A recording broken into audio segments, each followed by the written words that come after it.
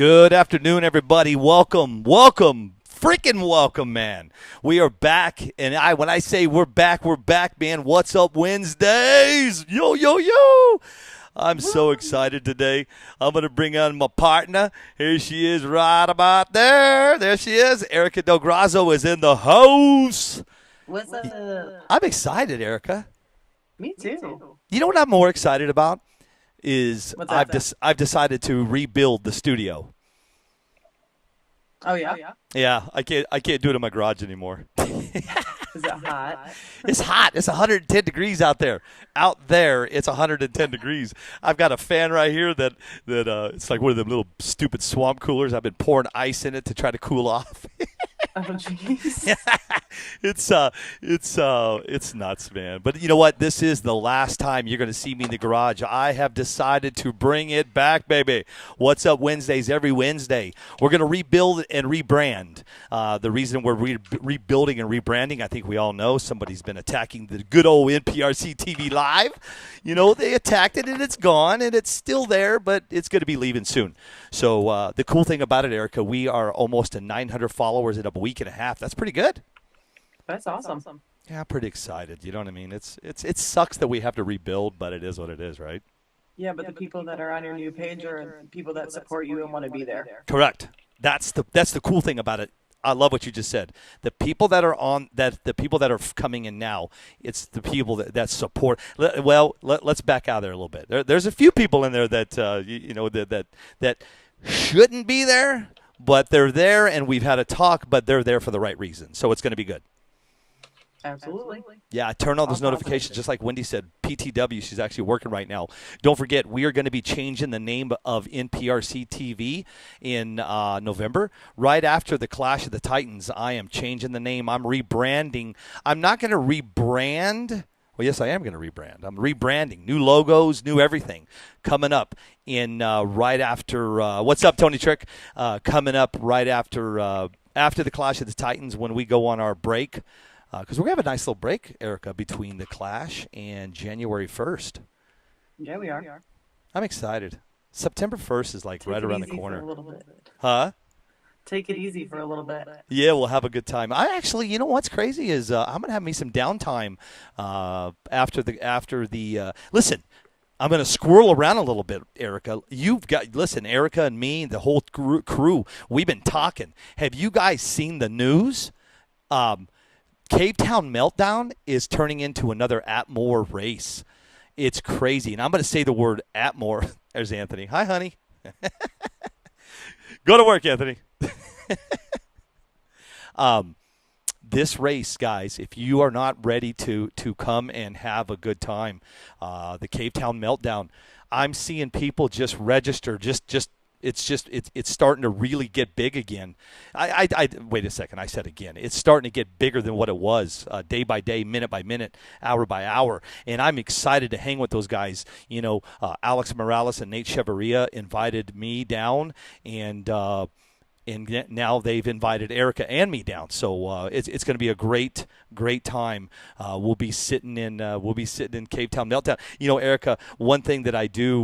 What's up, Vincent? The one thing. What's up, RC Corvette guys? Hey, good morning, good afternoon. The one thing that I do that I'm excited about is the Cavetown. Because you know why I'm excited about it, Erica? I haven't even told you this story. Alex has a story he wants to tell about me and him and the King of Streets. So I'm pretty excited to bring that. And if you guys haven't seen the news, why would you? Because nobody would know. There's a guy coming to this race, and his name is Jason Schwartner. And he is the guy. If you are an OG of the show, if you've been watching me for a while, we put on a race down in South Padre Island, Erica. I think it was like 2 or 3 years ago. I don't remember. It was 2 summers ago. I don't remember. And I'm getting old. But the winner of that race, Jason Schwartner, he won that race. And John Schultz, if you guys didn't see it, go back, and I was reminiscing yesterday, and you can go back and you can watch the end of the race. It's called the 13-5 South Padre 13-5 Showdown, I think is what it was called. But John Schultz called out Jason Schwartner and bought the motor back, and it was a good time, man. With that was back in the good 2 years, right, Wendy? Okay, cool. You can't hear me, Anthony? Can't hear me? Wait, I got to make sure. I got to make sure everybody can hear me. Can you hear me? Whoa, time. Anthony says he can't hear us. I don't think you can hear Erica because I'm not letting her talk. I got to get it out of my mouth what I got to talk about, Erica. I did the same thing for Foster. So once I get everything thrown up and I throw up on everybody, then you and I will continue this awesome journey. No, you're fine. Yeah. We can hear you. Oh, she can't hear her. Anthony's because I'm not letting her talk. Today, yeah, you still echoing? That's what a couple people are saying. But, oh, I don't hear it though. I don't hear the echo. I don't hear that. Chris Hornsby, I don't hear the echo. Well, I'm going to go with it. Let's go with it, okay? Hey, we got a hell of a show, man. I got Sam Celario. Sam is excited to hop on the show, man. He was the winner of our up in Oregon. Yes. Somebody tagged Jason Schwartner, too. He was a winner up in Oregon. He won Outlaw. You know, the cool thing about it, he won first and second. So he took home the gold on first and second. And then that same night after the Oregon race, if you guys haven't even seen it, Dallas had a big race. And the winner of that race was Jordon Farrow. Yep. And then she has an echo. Yep, you got an echo, and I don't know why. It's not on my end, Erica. Let me change something. Let me see if I can fix it on my end. Stand by. This is you got an echo. It's too much, Erica. Shoot. Erica, try hopping off for me really quick. Let's try something here. Hop out of here, and let me see if I can fix this. It's on her end.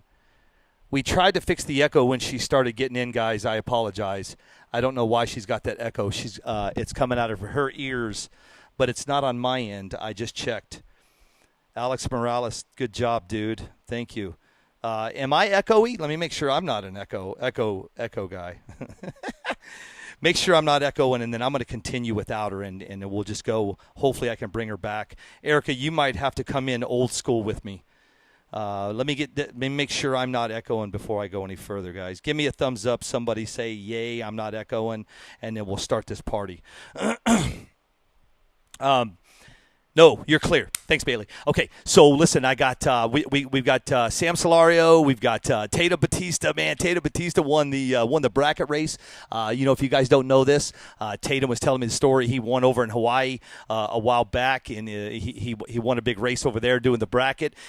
And the cool thing about Tatum is he knew that bracket number. It was 360 was his call-in number, and he knew that number pretty good. So that was pretty cool with Tatum. He was a winner of the bracket, and then Jordan Farrow down in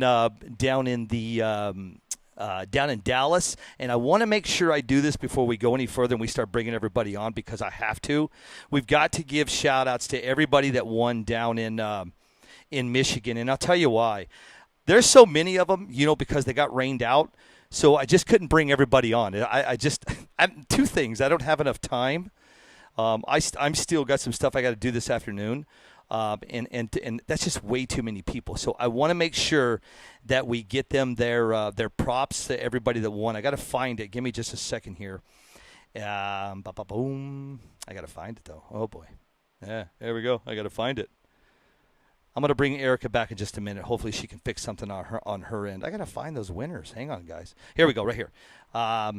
So let's do this. Out of Michigan last week. I thought I had it. Bear with me, guys. Bear with me. Okay, here we go. Right here. Congratulations. So this is the Outlaw. This is all the Outlaw guys and gals in Michigan that won. And it's going to be Spencer Rudd, Schoolboy, Travis Barnard, Chris Haynes, and Thomas Vossi. Congratulations to those guys. They're your winners of the Outlaw last weekend. They just they got rained out, so they changed it up, and they and that's how they ended up paying down. Frank Ulbrich's going to be coming on. He's going to talk about that race before he gets busy and starts talking about that prep. And then to everybody that won the real street, it's going to be Chuck Taylor. You guys know Chuck Taylor, man. He's that winner out of SummerSlam. He killed it out there. You had Aaron Merman, Max Fleur, and Jason Bray. So you guys, congratulations coming out of the real street out of Michigan. And then we had the box stock winners. These are all new people. They're all newbies to the sport. You had Griffin Miller, Drake Wright, Stefan Zoner, and Garrett Olson. Erica's back. Let's see if she's fixed. All right, see ya. Are you fixed? Is there an echo? Are you better? Or are you better? Or are you worse? I think I'm better, but you can hear my AC. Hold on. All right, let Erica let's make sure she's not echoing, man. Let's get her settled back in. No, I didn't forget Chris Haynes in Outlaw. I said Chris Haynes, didn't I? Did I say Chris Haynes? Absolutely, I said Chris Haynes.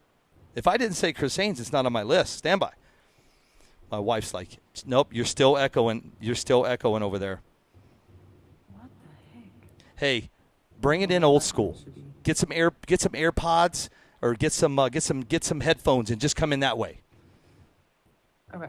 You know how to do that? Yeah, I'll be right back. Be right back. Sorry, She's guys. going to be right back. No, you're good, dude. It's cool, man. Listen, this is just a fun day. Don't worry about it. Let me make sure I got Chris Haynes. I'm pretty sure. If I didn't say Chris Haynes, it's because he wasn't on my list here. Because I think they redid the list. Here we go right here. No, I said Chris Haynes. Yeah. I got you. Congratulations, Chris Haynes. You know what? This show is sponsored by Chris Haynes. There you go. Erica will be right back. And until she gets back, we're not going to get going with bringing everybody in just yet. Frank just messaged me. He's running a little behind. So let's get busy, man. I want to start talk about some things that last night. So yesterday, I know you guys seen this. I know you have seen this up in Oregon. If you haven't seen this, this is the latest and greatest coming out of the 5-Star Hobbies Camp. I had a really long day yesterday with David. I can't even think of his legs. I can't even think today. With David, the new owner of 5-Star Hobbies. I was over there for about 4 hours yesterday. And I'm going to be honest with you guys. After sitting yesterday and talking to David on this car and what the goal is with the car, things kind of transpired last night. And some people, a guy by the name of Curtis Harris called me. And I think we're on the phone last night for 3 hours. Well, check it out. Here's what we're doing. And it's already happening, and it's already moving, and it's moving at a fast pace already. Curtis Harris and myself have started our own group. We've started our own drag racing association. And we're going to bring you guys sand drags, man. I have reached out to all the other sand drag communities in Florida, up in the Northwest, in Puerto Rico. Puerto Rico, man. I've been talking to, here, I got to get names. I'm going to talk about this car in just a second because I want you guys to get excited because I'm really pumped. Only because I want to, okay. I got Frank. No worries. Frank's running a little behind. Let me get on my messages going, and then let's talk about this for just a second. I reach out to Cooper Wheeler. He's the one that runs the Huntington Beach. But listen, if you guys haven't seen what I've been posting today, please join us. It's going to be fun. I'm looking here. So I got to brush up on my Spanish. That's what I'm hearing. Saul out of Puerto Rico. He has a track, and I'm going to mess this up. It's Humaico Arena. HUM as in Mary, ACAO. Guys, join me and help me bring RC drag racing. Sand drags.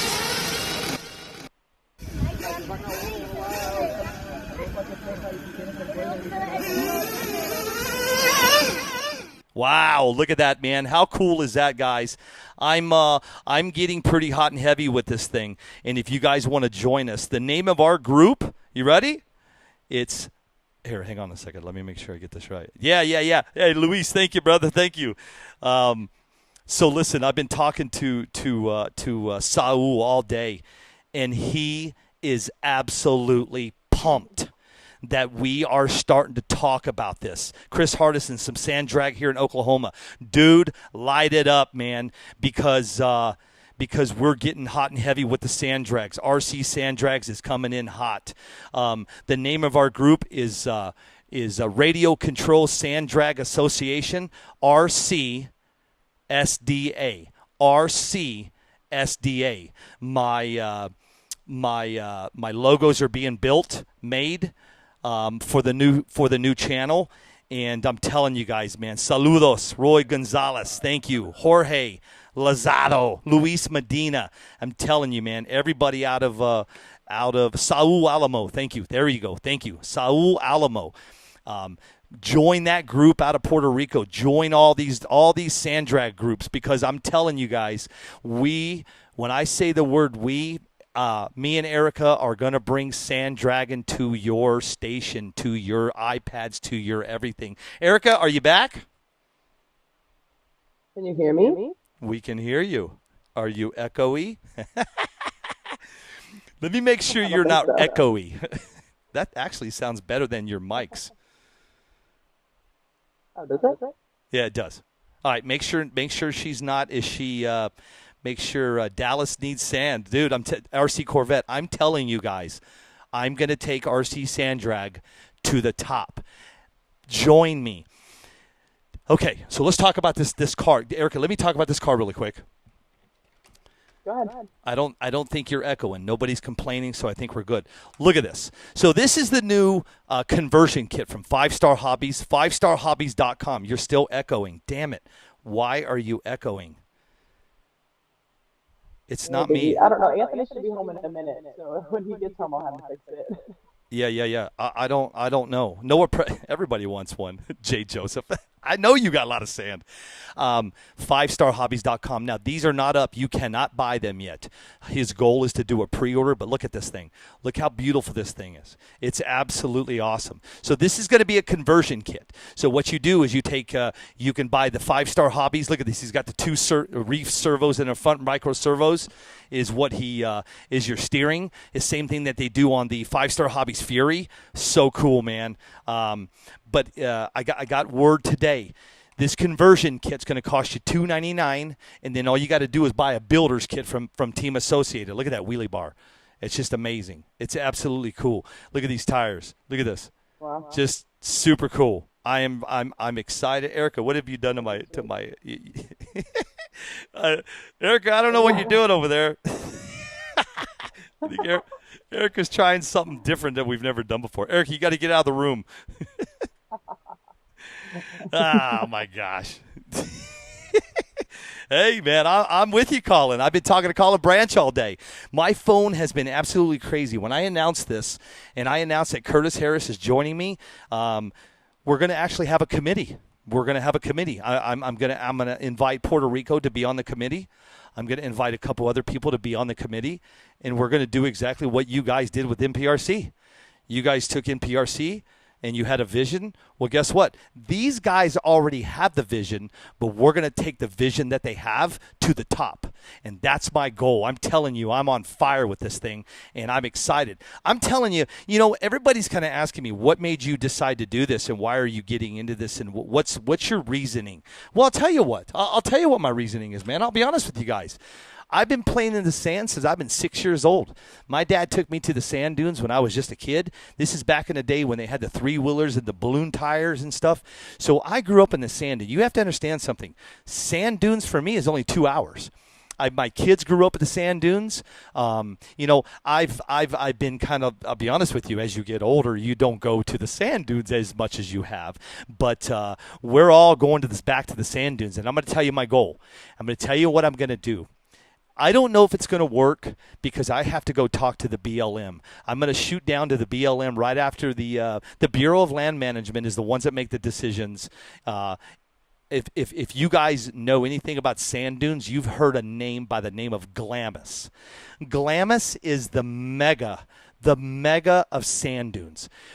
On any given big weekend, you have over 100,000 people playing in the sand down in Yuma, Arizona. Yeah, Yuma, Arizona, and California. The sand dunes are right on the border. My goal is to literally go see the Bureau of Land Management and hold a RC drag race at Glamis Sand Dunes. I don't know if they're going to let us. I don't know how it's going to go, but that's exactly what we're going to do. We're going to hold it at the sand dunes, and as soon as I get back from the Cavetown Meltdown, I'm gonna go and I'm gonna go do this, and I'm doing it for you guys, because if I can pull this off and you guys can come down, what's up, Gary Rowe? And if you guys can come and sand drag race with us, it's gonna be all live streamed. It's gonna be directed by Erica delgrosso. It's gonna be put on by me and her. It's gonna be cool, man, and I'm excited. My second favorite place, sand dunes. I'm telling you. Look, hey, we love the sand dunes so much. I found these license plates today. I thought I'd throw them up here. These are on our trailers. I got sand bums and sand bum. That's how much we love the sand dunes, and I'm excited. Tony Ariano, dude, we're gonna do some testing. So let me get back to 5-Star Hobbies. Okay, before we bring all these guys on, let Erica get her headsets fixed and all that good stuff. Curtis Harris asked forgiveness instead of permission. Okay, man, I'm in. I'm going to get back to 5-Star Hobbies. You know, this gives you an option. What I mean by option is David Loxton has in his crazy mind has built this thing. I think he's going to do a little bit something different in here. He's going to put some edges or some type of a curve in here just to give it a different look. But you don't have to buy the conversion kits if you don't need to. I see people taking old slashes and making them, and I see all kinds of stuff. But the cool thing with this is if you are an OG and you remember how back in the day I used to own a company called Desert Hobbies, and we used to build the bullets for Mark Vine, and we used to build a lot of them. So the big news on our end is Abel Lips is going back in the hobby room, and he's gonna, as soon as David gets the build kits built, we're actually gonna order in. I'm sorry, the conversion kits done. We're gonna order in the build kits, and we're actually gonna build them for you. We're gonna put them up for sale on NPRCTV.com. It's gonna give Abel something to do, because I'm gonna wrap myself around this sand drag thing, and I'm gonna have fun with it, because this is cool. You know, and I'm going to tell you why it's cool. Last night, Curtis Harris said like this. He goes like this. You know how you see that car? You see the Outlaw car, right? Doing 100 mile an hour at 132 feet, and your heart your heart is just, you know, that racer's up there on I get chills talking about this. He's saying, listen, when you hear that car going down the line and you hear that noise, you hear the spur gears, the tires, everything. In sand drag racing, you got these big old paddle tires. Brother, when you pull the trigger on this, you're talking about a roost. It's just going to send a roost, man. And that roost is the whole way down the track. And I can't wait to see that. If you don't think, I've already messaged somebody, and we all know him well. I'm trying to get Matt Ottman to build us some sand drag tires. You know, listen, I don't know if he will or not. But if you're listening, Matt, I'm telling you, Mr. Ottman, I'm going to build it. They're going to come. We just need you to build some tires for us. So we'll see if Mr. Ottman can get on board and get us some tires and really bring this to light. I'm telling you, I'm on a mission. And when I get on a mission, I'm going to kill this thing. I'm going to knock it out of the park. OKO is with me, and Jeremy. Like I said, I'm talking to Tony Pavayo over in Florida. They race over there. I'm super excited, and if you guys are not excited, because Curtis Harris and myself have already kind of started the rules last night. We've been talking about rules. We've been talking about, honestly, we've been talking about payouts. We've been talking about trophies, and the way that it's going to go down. And until Curtis gets the rules up on our page, and until Curtis gets our bio done, I'm pushing you along, Curtis. I know you're watching. I love you, dude. Once that gets done and we start grinding with this, I'm telling you, I'm going to bring this thing to everywhere. You know, the crazy thing about it is we're going to go testing with 5-Star Hobbies and David and myself and you know, Tony. I mean, Tony, you're always welcome to go. When I get back from the Cavetown Meltdown, we're going to go stay the night down in Yuma. And the guys down in Yuma are giving us a track that we can test. So here's what we're doing, man. I offered to David last night, and he's all in. So do you guys remember the old sand car magazines or the Dirt Wheels magazines where they used to do articles? Like they would take a sand car that somebody built, and they would do an article. They would tell you all about it. They would tell you what parts is in it, and they would tell you everything that you wanted to know about that quad or that side-by-side or whatever it was. So here's what I'm going to do. David and I and Tony, we're going to fly down to the sand dunes, and I'm going to document everything. I'm not going to do it live. We're going to actually take. We've got 4 GoPros. And we're going to take with us, and we're going to document all the testing, everything that they do down there, and I'm going to do my own article, and I'm going to post it, and you're going to see the kind of stuff that I'm really excited about getting into. I want to do this. I'm going to do this, and this is going to happen. And if you have a sand drag car sitting on a shelf, then get it down and get it ready and just listen. Hey, here's what you do. Go up on your shelf, grab your sand car, put it on the table, on your RC table, clean it, and then wait for my direction. It might be a couple, 2-3 weeks, but I'm getting excited, as you can tell. I mean, I'm stoked to bring it to you guys. I'm going to show you a couple sand cars that I got some pictures of. I'm waiting on Erica to get back, and then we'll get Sam Celario. Man, Frank Ulbrich's going to be talking prep. I don't know what he's talking about, but he's got something to say. Tatum Bautista, J-Fab's coming on, and Jordon Sparrow. So it's going to be kind of a long show, so hang tight. But I want to show you some of the cars that I've been watching and looking at. I mean, look at the paddle tires on that thing. Just amazing. Could you imagine what the roost is going to be on that? Absolutely crazy. Here's your 5-star hobbies with the body on. He's got that. We were talking about it yesterday. Party in the sand dunes, Mr. Hamilton. Hey, Bob, I need me a body painted ASAP. Bob Hamilton, man, I can't wait for him to do the Toys for Tots body for us. It's going to be so cool, man. Bob's Body Shop, if you guys are looking for some paint jobs. So listen, it's the way he has it now, it's a it's a Revo body.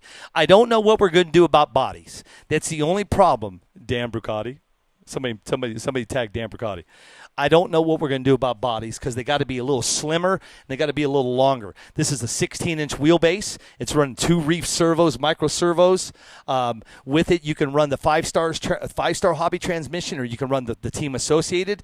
The cool thing about it, it's a B6, man. So I know you guys got a lot of parts laying around. I know that you guys that are true RC racers, you've got B6, B61, 62, 63. I'm pretty sure he said it'll all work. So get ready, man. As soon as David launches the new conversion kit, he's gonna let me just go crazy with it. Now I'm gonna tell you something about 5-star hobbies. If you are a pro mod guy, I had a chance to take a look at the pro mod that David's building. Oh my God, I got to tell you. Listen, I tried to steal it. I don't steal, and I tried to steal it from him. I tried to steal it from him. It was so amazing. I wanted to show you guys today, but unfortunately, I couldn't get it out the door. But if you're into Pro Mod, when he launches this new chassis, I've seen Pro Mod. I've seen him in the RCDRA, and I'm going to see them this weekend. But this chassis that 5-Star Hobbies is building is on fire. I can't wait to show it to you guys. I hope he. Yeah. RC Corvette, dude. That's on my list, brother. That's on my list. Yeah, Steve, you got to build another car. So anyway. Yeah, it's like you guys so many comments about the sand stuff. It's pretty good. So anyway, let me get back to what I was talking about. Okay, here's the deal. You guys got to help us. We have a problem. Okay, this is actually a really, really big problem. I get a phone call yesterday, and I'm going to go ahead and say his name. I don't even care. I love this guy. He called me yesterday. You guys know JB, RC Corvette. He calls me, man, checks up on me, see how I'm doing, and he says, listen, man, we're ready for the Cavetown Meltdown. We're ready out of Dallas, San Antonio. He said, JB, where else did you say they're all coming from? Waco, Texas, San Antonio, Houston. And JB goes, how many entries do you have? And I go, I looked at the entries, and I go, there's 26 entries. 26 entries. He goes, We have 26 people coming from Dallas. So here's what I'm doing. What's up, Thomas Vassy? Listen, here's what I need you guys to do. If you are coming to the Cavetown Meltdown, this is the only race you should be at on September 1st, 2nd, and 3rd. There's many reasons why you should be coming and hanging with us. 3 reasons. September 1st, Erica delgrosso and myself have big announcements. It's even getting bigger. Because by September 1st, I'm going to have our first race for sand drag somewhere. I don't know where yet. I'm going to announce that race on September 1st. You've got the Cavetown Meltdown. You got Joey Davis that won last year. I don't remember. I think it was $8,000. Well, guess what, Joey? I'm glad you're coming, and let's see if you can bring home the gold this year, because this year the pot should be bigger, and it's going to be bigger, but we need your help. If you're coming, please register, even if you don't pay. You can pay. I talked to Alex last night. You can pay at the track. We need to know how many people are coming, because there's a lot of stuff happens. He's got barbecue trucks coming. And those guys, he tells them how many people are coming. So if you're coming, guys, please register on the Cavetown Meltdown. If you look down here at the bottom, Alex Morales has put the link at the bottom. Please click on the link and register if you're coming, because as it stands, I only show there's 35 of you coming. And listen, there's not 35. California's coming. I heard Smashy. Dan Brucati's coming. He's bringing Racer RC tents.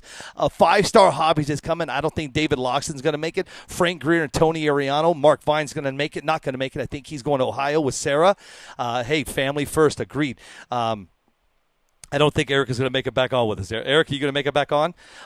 So listen, I'm asking, I'm begging you guys, go and just click it. You're going, or go to the event page. I don't care. We're trying to do something special for you guys, and not having names is hurting us. So please go in there. Travis Barnard and Cassidy are coming. Yep. Travis is coming. Travis, get that sand drag car ready. So please, guys, pack your bags. That's the first thing, because September 1 is shaping up to be. I know you saw the post I put last night. I am not nowhere comparing this to Atmore, Alabama, because that was a shit show. I'm comparing it to how many people came to Atmore, Alabama. You guys have to understand something. When that guy will never say his name on the radio waves ever again, and if you say that guy's name ever again, you're never allowed on this show. When that guy reached out to me last November, he was only sitting at like 18 or 22 people coming to his race. When he announced that I was live streaming it and Foster and myself were coming, he got over 200 entries. So with that being said, I honestly think that Cavetown Meltdown is shaping up to be the attendance like it was in Atmore. And if you were in Atmore, Alabama, wow, what a venue, what a place, what a great time. We just had a bad race director. You can't fix stupid, that's for sure. And I hate that I said that, but the guy owes people money. With that being said, okay, let me keep going. I got a lot to talk about. Curtis just sent me a killer car. Look at that thing. Wow. The sand car things are getting crazy. I wish we could go, but that surgery's week. Oh, you're having surgery. Well, everybody, Jennifer Cook-Poirier, make sure you give her a get well soon. It looks like she's going to have some surgery, so get well soon, Jennifer, and we'll see you out on the track. Speaking of Jennifer, I might be stepping over some boundaries right now with you. Do you live in Chicago? Noah Presti? Marcella Rick, do you live in Chicago? Chris Gilliland, do you live in Chicago? Well, guess what, man? I am packing my bags. This Friday morning, guys, I'm heading off to meet I'm having breakfast with Matt Ottman. I got some stuff I want to share with him, some crazy stuff that I got coming in 2024. And then me and PTW are hopping on a plane. We're going to Chicago this weekend. We're going to go eat Chicago dogs, Chicago food, Chicago pizza. We're going to gain like 700 pounds, man, and really have a good time. But the reason I'm going up there is I'm going to go visit with Ron Hicks and IMDRA. I didn't realize they called it IMDRA. It's IMDRA. It's another prep track that I'm going to go visit. I've never been to Linwood before, and I'm going to go up there and take a look at what's going on up there. I want you guys to know of all the different places places you can go and race, and I want you to know all the tracks that you have access to, whether it's full prep or no prep or whatever it is. So this weekend I'll be up in Chicago Fab, baby. I'm ready. We'll be sitting up in, how long is the track for the sand drags? Listen, David Brown, all the rules will be posted. If you got to go to our new channel, it's RCSDA. RCSDA. It's Radio Control Sand Drag Association. We bought the website last night, and we're already starting to bring it, man. It's going to be cool. I'm telling you, when I talk to Puerto Rico, they're crazy. Let's go back to Chicago. So we're going into Chicago this weekend. We want to go in and look at it. We want to see what IMDRA's up to. Here I am. I'm running around looking at sand drags. I'm getting into sand drags now. Now I'm popping up to see IMDRA. I'm doing this for you guys. Do I love doing this? Absolutely. If you don't know that I love doing this, then you don't know me very well. I'm having a good time. Chicago is close, so I'm down. Okay, yeah, let's go eat, dude. My treat. Anybody, listen, it's my treat. If you get your asses into Chicago, we'll post what we're doing for lunch or something. If you can make it, my treat on anybody that comes up. If there's over 100 entries, we're going to have a problem. Yeah. Jose, I'm going to go check it out, man. I want to go see what's going on up there, man. Thanks for the awesome work. Thanks, dude. The NBT. I got you, bro. I got you, man. So anyway, Thomas Vossi is going to be up at Linwood, dude. Sweet. So that's what I have going on. I don't think Erica's going to make it back on. Let's see. What else do I have to talk about? I'm going to bring on, I'm going to go ahead and Hawaii is behind us a little bit. I'm going to see if I'm just going to bring Frank Ulbrich on. J-Fab. Let me see if J-Fab can join me right now. And we'll bring, he wants to talk about some things. And we'll bring him in here just a second. Let's let J-Fab, Jennifer, I will talk to PTW for time of arrival. Sounds good. Lunch is on me, guys. Let me get J-Fab in here, and let's chit-chat with him for a second and see what's cooking. I know he's got some stuff on his mind, and we'll bring him in. So give me a second. Let me get this all. You guys kick back and relax for just a second. Goodbye, KDP. I didn't even know you were there, KDP. Galindo. Give me a second, guys. Let me find out where he's at. Come on. He's probably in the shower. He told J-Fab says I'm on my way home to go shower. I'm like, dude, you're like. He says I got to take an hour shower. I'm like, dude, what are you, a woman? Let me say hi to everybody while I wait on J-Fab to come in. God dang, there's a lot of people on the line here today. And I know why you guys are on here, man. Frank Ulbrich wants to talk about prep, and you all want to talk about prep. He's almost home. So just sit back, relax. I'm gonna continue to talk about what I got going on, but I want to say hi to everybody really, really quick. RC Corvette's in the house. CC, Bailey Beckner, hi. Roger Gill, my man. Gary Huntsman, what's up, big dog? Ben Hackett, dude, what's up, Ben? Nick Leone is in the house. Shane D. Saylor, what's up, dude? Tony Tricks in the house. Tony's got a cool package. I sent him a killer package yesterday. So when he gets when Tony gets that, man, I'm sure he's gonna do a post on what I sent him. And wait till you guys see. J-Fab, stand by. We got Rich Burchell's in the house. We got Anthony Del Grosso, Vincent Old South. I'm in, dude. We're all in, brother. J-Fab's in. I'm in. You're in. We're all in, and we're ready, brother. Look at this. I even had a Puerto Rico. Oh, no, don't do that to me. Hang on, J-Fab. Are you out of the shower? Yeah. And you guys see the new I'm in movement. I can't wait to show you the shirts. What's up, big dog? You Hello? talking to me? Oh, yeah. You're the only big dog on the line? No, I didn't know who you were talking to. What are you doing? Oh, man, looking at the disaster from this weekend. What do you mean? Parker took out 2 of my R1s and 2 of my best motors I have. Oh, no way, bro. Oh, well, he's paying for it, so.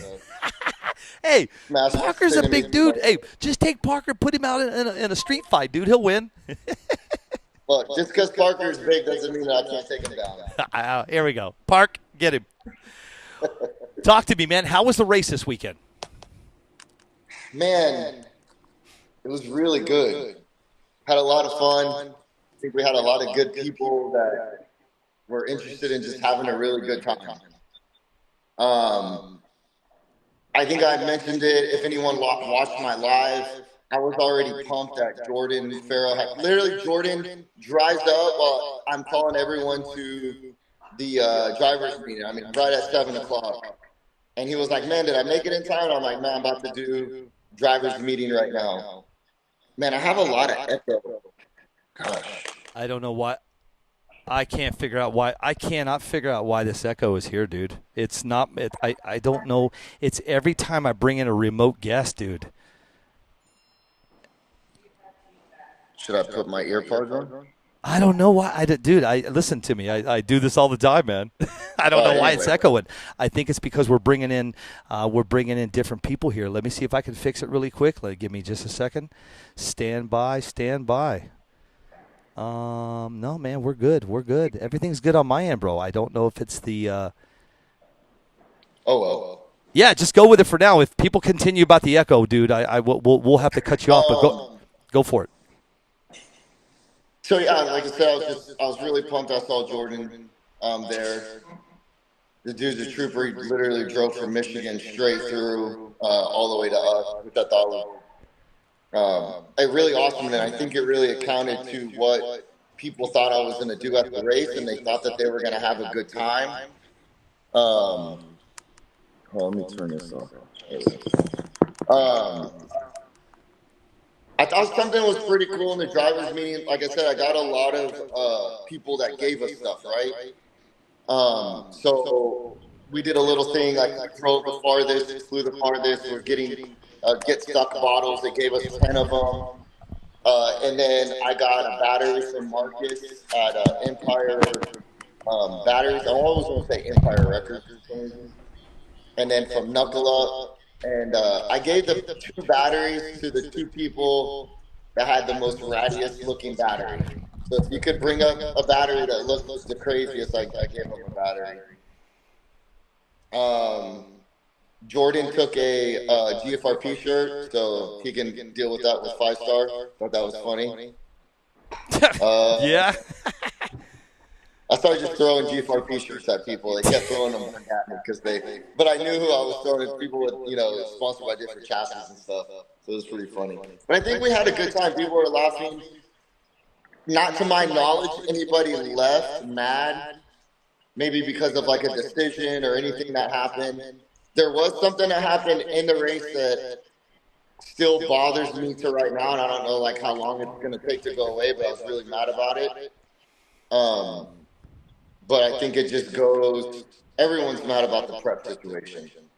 Yeah. And how it's going. I think Frank and Erica did something this weekend that proved to everybody they can be on the same prep. And be on very little of the same prep. I hope race directors see this and move forward with it. I didn't want to do anything like that because I wanted people to just, I guess, honor up to how they felt of what prep they liked, and I didn't want to see a lot of, a certain prep company. I run Get Stuck, so I don't know how much more to go with that, with it, but yeah. Well, you know what? I'm curious of what Steve Franco has to say, man. Frank's going to be on in just a little bit. I'm curious. He has. Frank didn't tell me what he's talking about. He said, Billy, I invited him on to talk about mission, and he says, no, I want to come and talk about prep. I said, okay, come on, let's go. Well, I'm in a group chat with Frank, and we've all been talking a lot about it. It's been a hot topic. If we don't figure it out, we're going to lose a lot of people. These big races are going to get smaller. Our local spots are going to get smaller.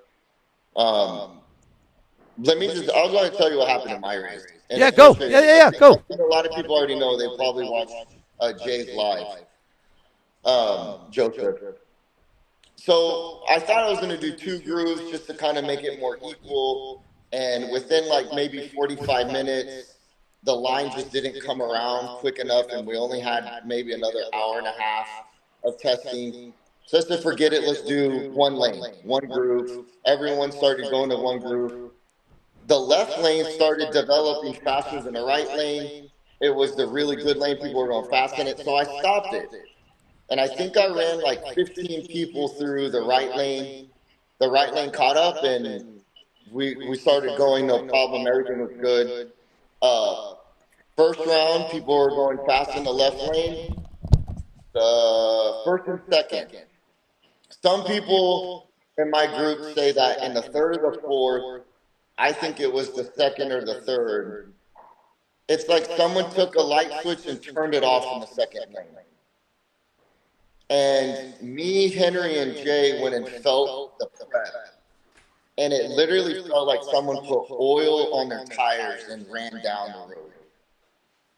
There's only one company that I know that runs an oil-based prep. I'm not going to say its name or anything else like that, but it's designed to get out of prep that starts getting sticky.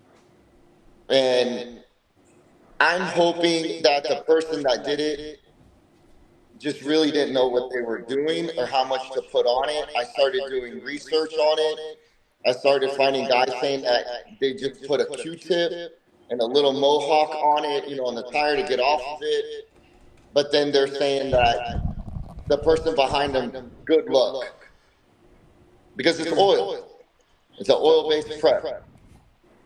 And I think the race was right at $5,500. And I'm not going to take nothing away from Jordon. Jordon knows this. We talked about this. But whoever got the right lane was going to win the race. That's all there was to it. I was running, the fourth or fifth round, I ran a 151. I had the fastest car there, fastest CT consistent. 151, 153, 155. And when I went to the left lane, I could barely run a 17. Wow. The last, and then I'm going to tell you this, and we get to the finals. Everyone knew the left lane was terrible, and Parker picked right lane, and Jordon came to me, and he's like, bro, the left lane. And I'm like, I know. And he's like, what can I do with prep? I forget the exact conversation. And I looked at Jordon, I said, bro, do whatever you want to do to get down that road.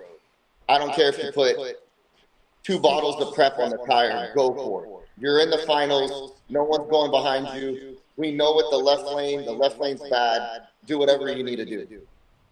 And just to give you how bad the lane was, Jordon put a bunch of prep on his tires, and he only won a 168. He won the race, which I was extremely happy for. Even though Parker is my right-hand man, and he was in the right lane, Jordon still only won a 168 with probably 7 or 8 coats of Spunk or Hydra or Frank Greer, you know, special mix or a mix of all of them for all I know. But the prep situation ruined that race, man. Yeah, that sucks. Somebody called me last night, told me the story. Great time. It was a great environment. No arguments, no anything. Like something came up, we handled it very quickly as a crew. There was a couple reruns just because of some goofy stuff. I was in a rerun. My red light came on. I didn't even move. We went back and looked at it, so we reran it. It was a fun time, even though that the left lane still made me mad. It was still a good race. It's Sorry, kind man. of, I'm talking to so many that people the right now. prep's gotten so insane that it messes up, people's programs like consistently, especially the person behind you. My personal opinion, why can't we all just make it a fair playing field so we each have a chance to do the same thing? You want to see fast races, you want to see get your PBs and all that stuff. Why is it worth going out and using so much stuff and blowing up your electronics? Yeah, we had a discussion the other day, me, Jay, Joseph, Henry, and I was even on the phone with Mark Vine this morning. And I'm like, I won't even test anymore. There's no point for me to test here because if like New Mexico race, I talked to Alex. And I said, man, I'm going to come to your race, but I'm not going to test because I have no clue what prep, who's prep, where it's at, what groove it's in. Yep. I just got to show up and cross my fingers and hope that it's going to go down, that somebody didn't put some stupid stuff on their tire. And that's why, in my personal opinion, I think that spec prep needs to be at every future event, regardless of what prep it is, what prep the race director or the club uses to do at a national event. I personally think that that is a huge thing, and that opened a lot of people's eyes. And all the feedback that I received from Michigan was everybody loved it. Yeah, I agree 100%. I think this is the way it needs to go. Yep, I agree. All in all, you had a good race, though, huh? No, it was great. We really did. I could tell you guys are having fun. Yeah, it looked like fun. The race was. Erica, you would be happy. I think we got it done in 5 hours, so that wasn't bad. Good job. It just happened from it just happened from 11 o'clock to 4:30, but you know. It was a night one, but that's still good. It was 105, and so we had to do it at night. So understandable. So let me ask you a question. How many entries did you have? I had 74 entries. Nice. That's awesome. Damn, man. Yeah, because Jordon, did you guys split top two? Yeah, so they decided to split the pot. So it was 5,000, and then it was like I think 850 or 750 to 650 to second place, and then third place. No, wait, my wife knows. I'm messing it all up. Let the woman do it. What was it? Is that what Jay was up in? An uproar about last night? Yes. I didn't watch it. I hopped on just for a second because I was working on my new sand drag series. Well, I mean, think of something. Jay and Henry probably together spent $2,500 easy coming over here for a race. When they know they have a car that can make it to the finals, both of them, and they can go far in a race, and because a lane turned off like a light switch because someone wanted to put some prep down, it ruined it for everybody. Yeah. That'll make you try to walk away real quick. Yeah, that's crazy, man. You know, did you guys find out who it was? No, it was fun. Me and Mark Vine were talking about it. He's like, if you go back to your live, you can find it. And I said, man, I don't want to. It'll just really make me mad. I don't even want to go back and look. Yeah, I'm looking at everything that Alex. I don't mean to cut you off, Jay, but Alex is he's chiming in. We got this big race, guys, and I'm going to tell you one more time. I'm not going to tell you. I'm going to ask you. If you have not signed up for the Cavetown Meltdown, please go in and just click on the form. You don't have to pay. You can pay when you get there. We're trying to get some numbers, guys.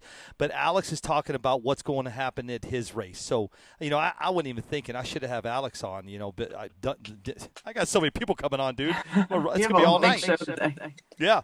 But we can do it for him because Erica's joining me down in New Mexico. So Erica, if you want to go through the messages or through the comments and read what he's talking about, I'll let you take hold of what he's talking about, and you can talk about it.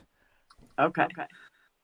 Let's see. So at the Meltdown, we'll have 6 grooves per lane, 3 for heavy prep, 3 for light coats of flash preps. No mixing the two. We will be keeping a sharp eye on it. Visual inspections and spin-up tests. No release sauces allowed. Nice. Everybody gets a spot. Right. Yep. And then, Erica, I talked to Alex. I don't know if this has changed. Alex will be the person that is going to look at your tire when you spin up. We call it flinging or hitting the throttle 2 or 3 times. You can see it spin off. He said personally, he's the one that's going to be inspecting the tires. Oh, okay. Each and every pass? He said every single pass. Okay, cool. At this point, it's like you need somebody up there to do that. I'm reading all these comments. Holy cow. Yeah. We got comments coming in hot.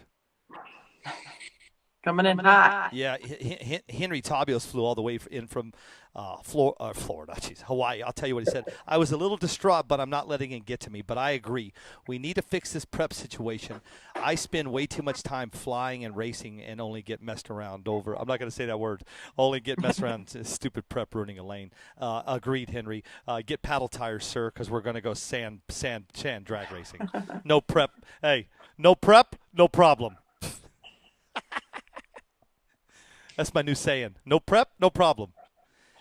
Well, it's been a discussion. Yeah, it's been a discussion. Well, Yeah, I get it. If you saw, I'm making it funny, Dustin just put out his pro mod, so if this starts getting crazy, I'm just going to go pro mod racing. When did he put it out? Today. I don't get it. Well, GFRP has a new pro mod. I don't know what it looks like, but there you go. I don't. It looks sick. That's all I know. I don't know anything about it, so I don't know to tell you guys. I don't know, man. Well, I can tell you what 5 Star Hobbies looks like, and it's bad to the bone. I was there yesterday. Pro mod. Hey, listen, I'm gonna start talking about pro mod again after this weekend. I'm heading into Chicago to go to IMDRA. IMDRA. Gonna be fun. All right, I'm gonna message. You know what? Since we're having a party, let me message Frank, see if he's ready. Hang tight, guys. Yeah, bring Frank on. I'm gonna get him right now. Let me get Mr. Ulbrich and see what's crack-a-lacking up in his neck of the woods. Hopefully this doesn't go crazy with this echoing, guys. I don't know what's going on. I should have put up my I got this new little thing I'm using here. All right, I'm waiting on him to get back to me. All in all, so Jordon took first. Who took second? Parker took second. Steve Miller took third. And a local Jeremy took fourth. Oh, okay. Yeah, it was a lot of fun. Even with Omar there, it was a lot of fun. And we know he's crazy, you know. Nobody tried to beat him up or anything. There's no fights. No one cussed anybody out. Oh, goody. It really was a good, clean race. I really have faith. I just really hope that someone was putting something on their tire because they didn't know. They thought it would help themselves, but they didn't know what it would do to everybody else. And hopefully by hearing this or Jay's post or something, that they realize that it destroys a lot of stuff for a lot of people. Well, here comes Frank, guys. He's I sent him the request as soon as he comes on. Let's first things first. When Frank gets on, let's. I want to talk about Michigan and his race, and then I'll let you guys get into the prep thing. I'm actually gonna bow out of these cameras for a minute. I'm gonna fix something behind the scenes, and I'm gonna let you guys. You got a lot of people listening, and a lot of people watching. Frank just made a comment over on. Did you see that? Frank just said sorry, but that's not going to work at the Cavetown. It's wishful thinking, but no way to know what people have on their tires. It's easy to make Spunk a Hydra, etc., look and feel like OG. You'll see the webs in every groove after first round. It's true. Well, there you go. Well, he's coming. Yep, I'm just waiting on him to. As soon as I see him pop in, I'm going to pop out, and I'm going to let all you ladies and gentlemen have yourself a prep talk while I do some back-scene stuff. Jay, what do we know? Hey, Frank, hang on one second. What do we know about the big Dallas versus the world? Is there anything yet? I know the Cowboys wanted way too much money. It's $25,000 for a parking lot that doesn't even get used. Hey, you want me to call Jerry Jones, man? I got him in my back pocket. Hey, no problem. Pop it up. Mr. Ulbrich, how are you, sir? Hey, Billy, how you doing? Brother, I'm living. Good. I got you on. Everything's good now, man. How you doing? Good. Still recuperating from the weekend is all. Now, let's talk about the weekend, man. Tell everybody how it went, man. You put on your first race up. Tell everybody how it went and everything good.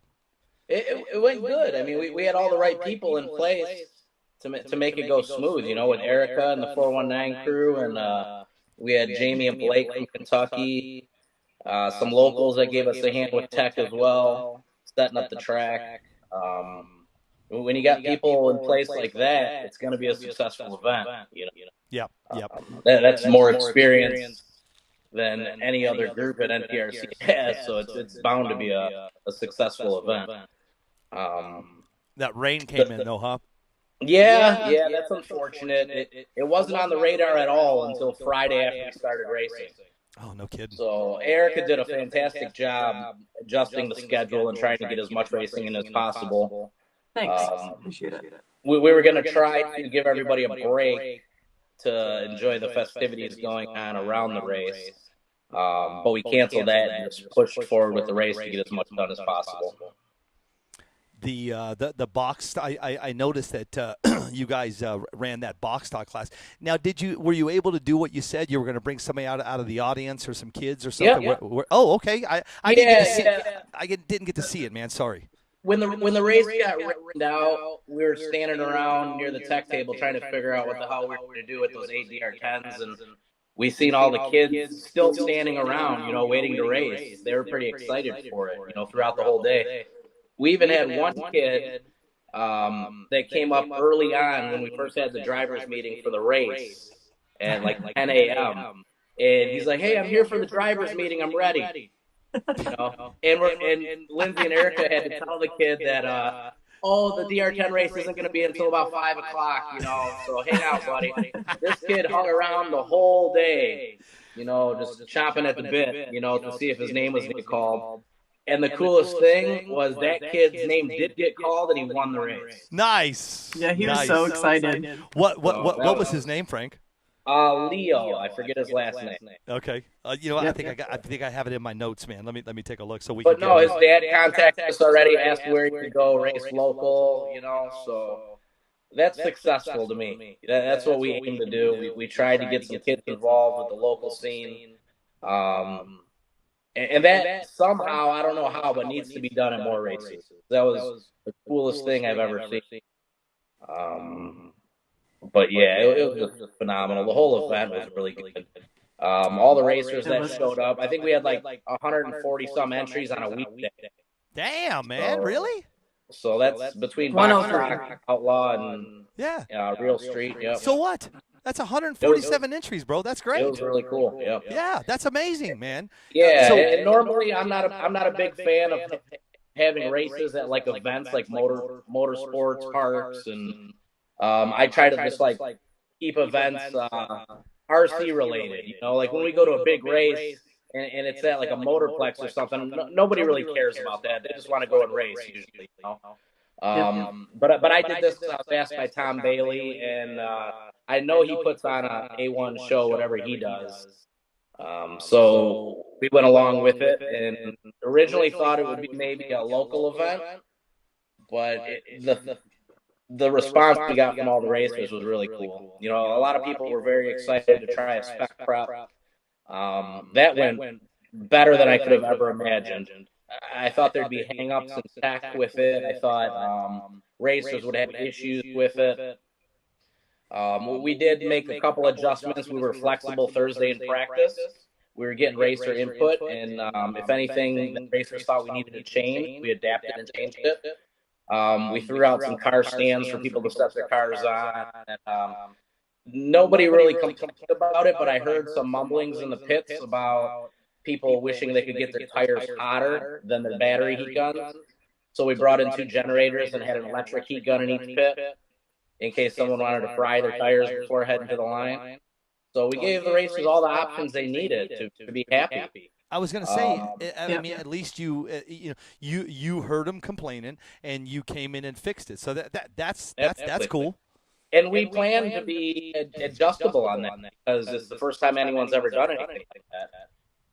And we really felt with the prep situation going on currently, that's the only way to bring a consistent track back to the racers. And it was so nice. Like we entered Johnny Quick with one of my cars. And the only reason I really did that was so that I could run through the prep lines a couple times and feel it out for myself too, and see, hey, do I like this or is this terrible? And it was flawless, man. It was just smooth, and it took a variable away from the race. You're not going up to the line wondering who went before you with what prep. Is the track greasy right now? Am I going to get stuck? Am I going to spin? it was very consistent and predictable, you know. It made for really good racing. So, I mean, you got a lot of racers spending a lot of money traveling to these events. You want to provide a good track for the racers. You know, you don't want some like perfect examples what Henry, Jay, and Jay Joseph dealt with this past weekend. You spend a fortune to go racing out of town. You want to go have fun with your friends, and you do that, but then you get on a track that's unraceable. Yeah. That's bullshit. Yeah. Hey, Frank, and by the way, what was the fastest ET? It was the fastest ET was 142, and we had a 100-mile-an-hour pass.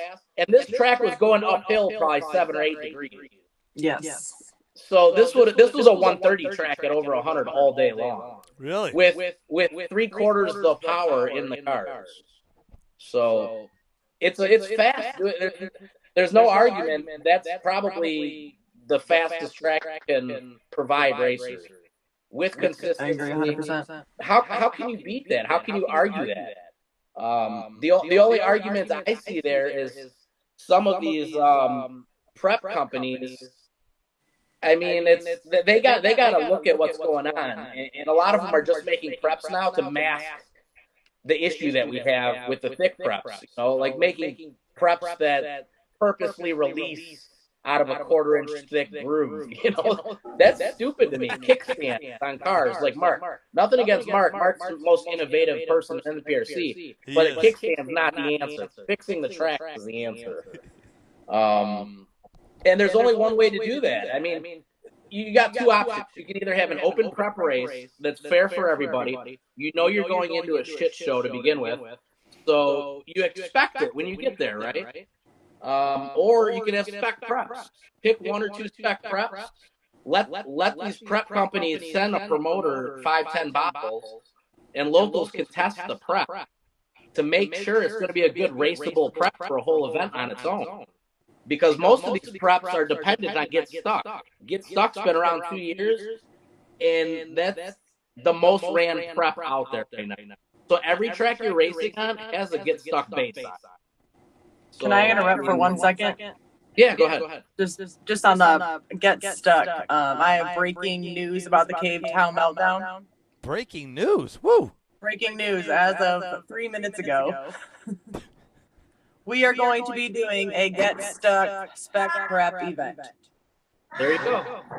Nice. And right now, Get Erica, Stuck that makes spec the prep most event. sense. I mean, let a promoter that's kind of talking to prep companies figure it out for the next one. You know, maybe Red Monster. They're popular right now. Tony Tone's got a prep. Bug Guts. Tony Reaction Time.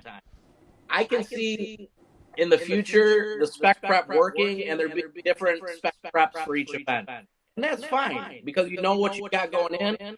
It's going to benefit the prep companies because before these races, the racers are going to purchase a shit ton of prep to test for that race.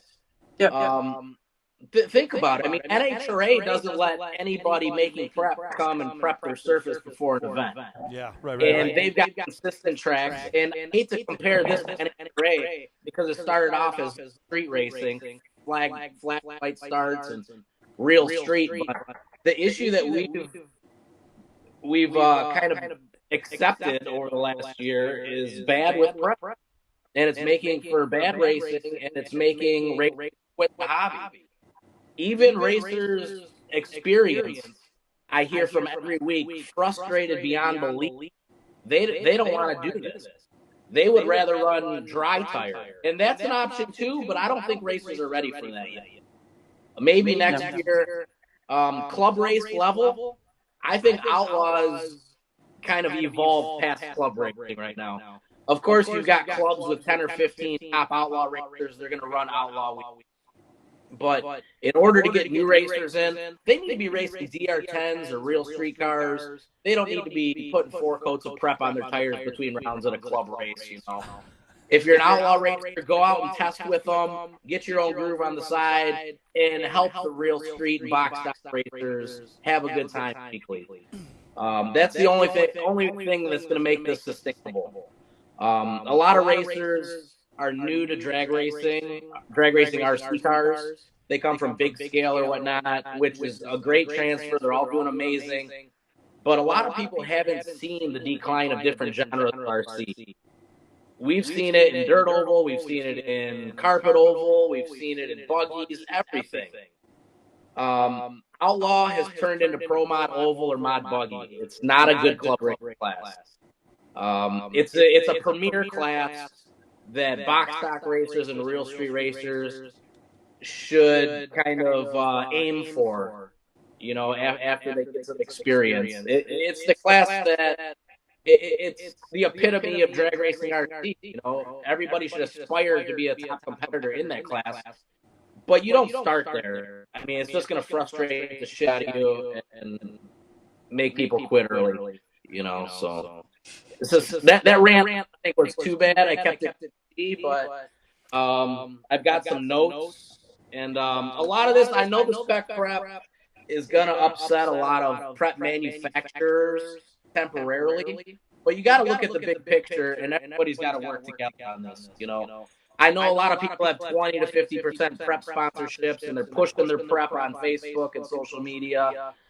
And their product pumping, and good for them. Everybody's proud of you guys. You got, but have your owners back off a little bit and help out for the good of the hobby. You know, I already know it's going to have prep companies probably bid to get his race next year. He's a financial guy, and you know what? Maybe that's the way to do it, because these prep companies are going to make a lot of money selling products to racers testing for the race. Frank, maybe that's the way to do it. Who did you say? Or maybe just take turns.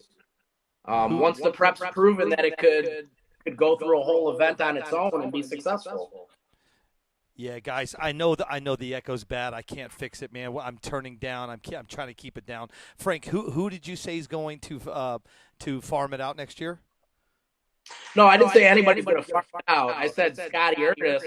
I could see him doing bids for a spec race. Yes. I talked to Scotty at his race, and he's like, Frank, you know what? They do it in touring car racing now. They do it in all different kind of roar-sanctioned events, and it's 100% the way to go, and it's fixed big racing with those genres of RC. But he didn't want to change the rules right before his race, and I understand that promoter. Where me, I didn't give a shit. I knew there was a problem, and we had to try something, and it made sense, you know, and the feedback we've received from it has been phenomenal. Even at the race, I was kind of skeptical, and I didn't even really want to ask racers what they thought, because they just lie to me and say, oh, it's great, we're having a great time. But I heard rumblings in the pit, and everything was positive. People are like, oh, I just ran my personal best, this track's awesome, blah, blah, blah. And it was good. No, hey, Frank. What's up, Jay? Just something too, you know, about what you're talking about, the future of the prep company. This is the other side that they have to look at. Yes, me and you run Get Stuck, but let's say we go to a race that runs TAR. Is it BBC or something? BBM, yep. Mike Bush. Okay. Guess what's going to happen in that month? Yeah. He's going to get tons of people buying his prep so that they can go test, because they have to be on that certain prep. And I'm not saying this, I'm not a sponsored prep racer. I try to keep the small companies like at bay, not run for anybody regarding preps and motors and all that. I'm free to run whatever prep I want. But I respect Jeff for what he's been doing with the hobby. Developed a great prep, you know. So how can you not support it? And for my race, it was the most proven prep. Nobody can argue. Everybody's ran. It was the perfect prep to assure good racing. Exactly. So I'm sorry if it upsets other manufacturers, but throw some races with the other products and make sure it's a proven prep that'll get down on its own for a whole weekend. And then talk to some race promoter, you know, say, hey, I'd like to sponsor this event for prep, you know. I'm going to send you 5 bottles, have your locals run it for a day and see how the racing is. And if it's good, we'll sponsor the event for your prep, you know. Exactly. I think you're right. I think 2024 is going to be a different. It's going to be a different animal, and I think, guys, here's how I take what Frank's saying, and this is just me in my opinion. I don't think Frank wants to see anything going away. I don't think J-Fab does. I don't think Erica does. All we're trying to do is, as a team, because we're all in this together, whether you like it or not. I'm traveling around now. Erica's coming with me. Frank's racing. J-Fab's racing. He's putting on a race. We're all in this together. And if we can somehow fix it together, we can have a banger 2024, man. So absolutely. So let's talk about 2024, Frank. Let me cut you off 1 second, Billy. I'm sorry. No, you're fine. But we've seen so many different attempts to control prep this season, and they all suck. Like Oregon's a good example. You've got different groups. Spunk gets stuck, whatever. The Spunk tires are going to end up in the getting stuck groove. You're going to have webs all over the track. There's been multiple races that have attempted that, and they've all failed. In a gentleman's agreement, there's no gentleman in this stuff. It's racing, unfortunately. Racers, you can't trust them. That's what it is.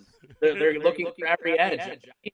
I've been racing all different kinds of stuff my entire life, and I've seen a lot of shady stuff for trophies, let alone $10,000 to $20,000. So you can't trust racers in a gentleman's agreement. It's just is what it is. I'm sorry. And it needs to be police. And it either needs to be 100% open prep, run what you want, know what you got going in, or a controlled spec prep, which anybody that's done it in Michigan will attest that it works amazing. It doesn't pick up back lines. It's flawless. If you got a good team in place to help you with it, it works awesome. I agree 100%. So what? There you go. Sorry, Bill. No, brother, this is all you guys. I want you all to talk. I mean, we're just passionate about the hobby. Exactly. We stick around. So here's the big question, because I heard a rumbling about you. Are you sticking through 2024? Who? You. I'll be here. I'm going nowhere. Okay. I got a lot of issues, and I got the kid starting junior dragster racing, but I ain't going nowhere. Good, because I heard a rumbling that Frank Ulbrich might be leaving. No, if I get more time, I'm trying to free up my schedule so I have more time to work on my own stuff to get back to being able to test every other day like I used to. I've been really busy lately. Things are starting to slow down a little bit. So. Yeah, but if we go back to a spec racing, we really don't need a test because we already know what to do. Yeah. We test because we have no clue what we're going to. Yeah. And that's why I think that the spec prep and race directors announcing what prep they're going to be using is important, because like you said, you can't even test at home to see what your car is going to do on any surface because you have no idea who's using what at the track. I really haven't had prep all summer. Huh? Because I knew what I was getting into, so I didn't bother testing. Right. And then with the spec prep event, if you announce what preps you're using, then people are able to tune their cars or practice or do test and tunes before that event happens, so that way they know how to use their race program, and it's still a fair game for everybody. We all want to go out and see close races. That's what it's about. As a race director, I'd much rather sit there and be so excited that a race was won by 0.001 seconds and be like, oh, somebody got stuck and blew up on the line. That's what we're all there to do. We all have to work it together as an effort, and it needs to stop being, bickering back and forth like it is, because we're all trying to do the same thing. Yeah. Hey Frank, I got a question for you and Erica. What's up? Jeff makes two. He makes Funk and he makes OG. Do you make a race where both can be ran? I don't. Why? Maybe you have. If you want the groove to come in faster, I'm not even going to call it an issue. But the only thing that might get attention that we did at our race, it took the track about an hour to come. Yeah. So maybe they put Spunk on the tech tables for the first half hour, 45 minutes, to build the groove faster, and then switch. But yeah, just trying not to leave something out, because I know multiple. Like, let's say this goes to another prep company. A lot of prep companies will make multiple preps. Yeah. So just situations that might come up, that other prep company might say, well, hey, I got 3 different preps. Why do we just, taking one out of this equation, leave options for people? I mean, that all has to be tested, Jay. I mean, Yeah. that's something where the prep company sends the promoter some bottles and the locals run it for a day, and make sure they use the most raceable, friendly prep. That's gonna lay good. Like the Groove in Michigan, it was so gorgeous. It was a little heavy up front, but it spread so evenly all the way into the shutdown. Yeah, but you know what we saw? So it's me, Jay, Brian, Willis, Parker, who else? Titus. We were all in my shop watching. We watched your race, and then we started watching the Oregon race. Yep. Your groove, we could see a good 35, 40 feet groove. Yeah. And Oregon was only like 8 feet. Well, that's what happens, right? It kicks off the tire quick, and then your mid track's a little weird, right? A little hard to manage. Exactly. Which a lot of people got to figure out. We've got to figure it out now. We tested out that also and figured out how to get out stuff and settle the car down right after. But it'll go fast. But a majority of racers struggle with that. And you need a lot of your car to get out of it. And I bumped it to 21 and he spun. So we didn't get a lot of start percentage to get out of it at all whatsoever. And that's actually something rare to see at a big race, a car spin off the line. It is rare, yeah. And it was nice because if you made a mistake, the track told you, and it wasn't the track's fault, it was your fault. And that's like talking to Cody. I talked to Cody a bit while there, and other people sent me messages. Oh, Cody said it was great. Cody spun the tires and went out like second round. But talking to Cody, he just got greedy. He thought it was a 130 track, and he just wanted to go kind of like lay the pipe on. And that's all that happened there. Got a little greedy too. But the first couple passes I see Cody make, I give him props. He was flying. Figured out it was the fastest 6-foot car I've ever. I can guarantee you, if there was 6-foot sensors, that was a 0.8 something 60-foot. No kidding. I mean, it was ripping, dude. I was very impressed. And that's, again, right? 3 coats, correct? Yep. 3 coats get stuck.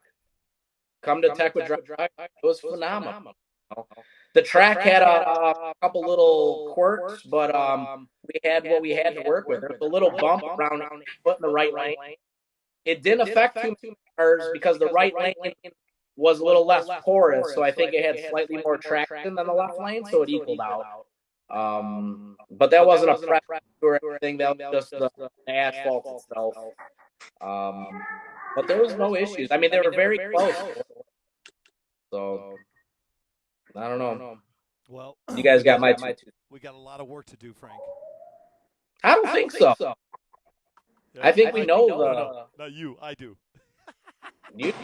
I don't. Hey, wait till you hear what Eric and I are doing on September 1st. I need everybody to listen what we're talking about, man. I think you and Jay and everybody, man, are going to be pretty excited at what Eric and myself are doing. Yep. I agree. All I can say, Frank, is don't go nowhere in 2024. Oh, no, I'm hanging. I know, man. That's I got kids that want to race.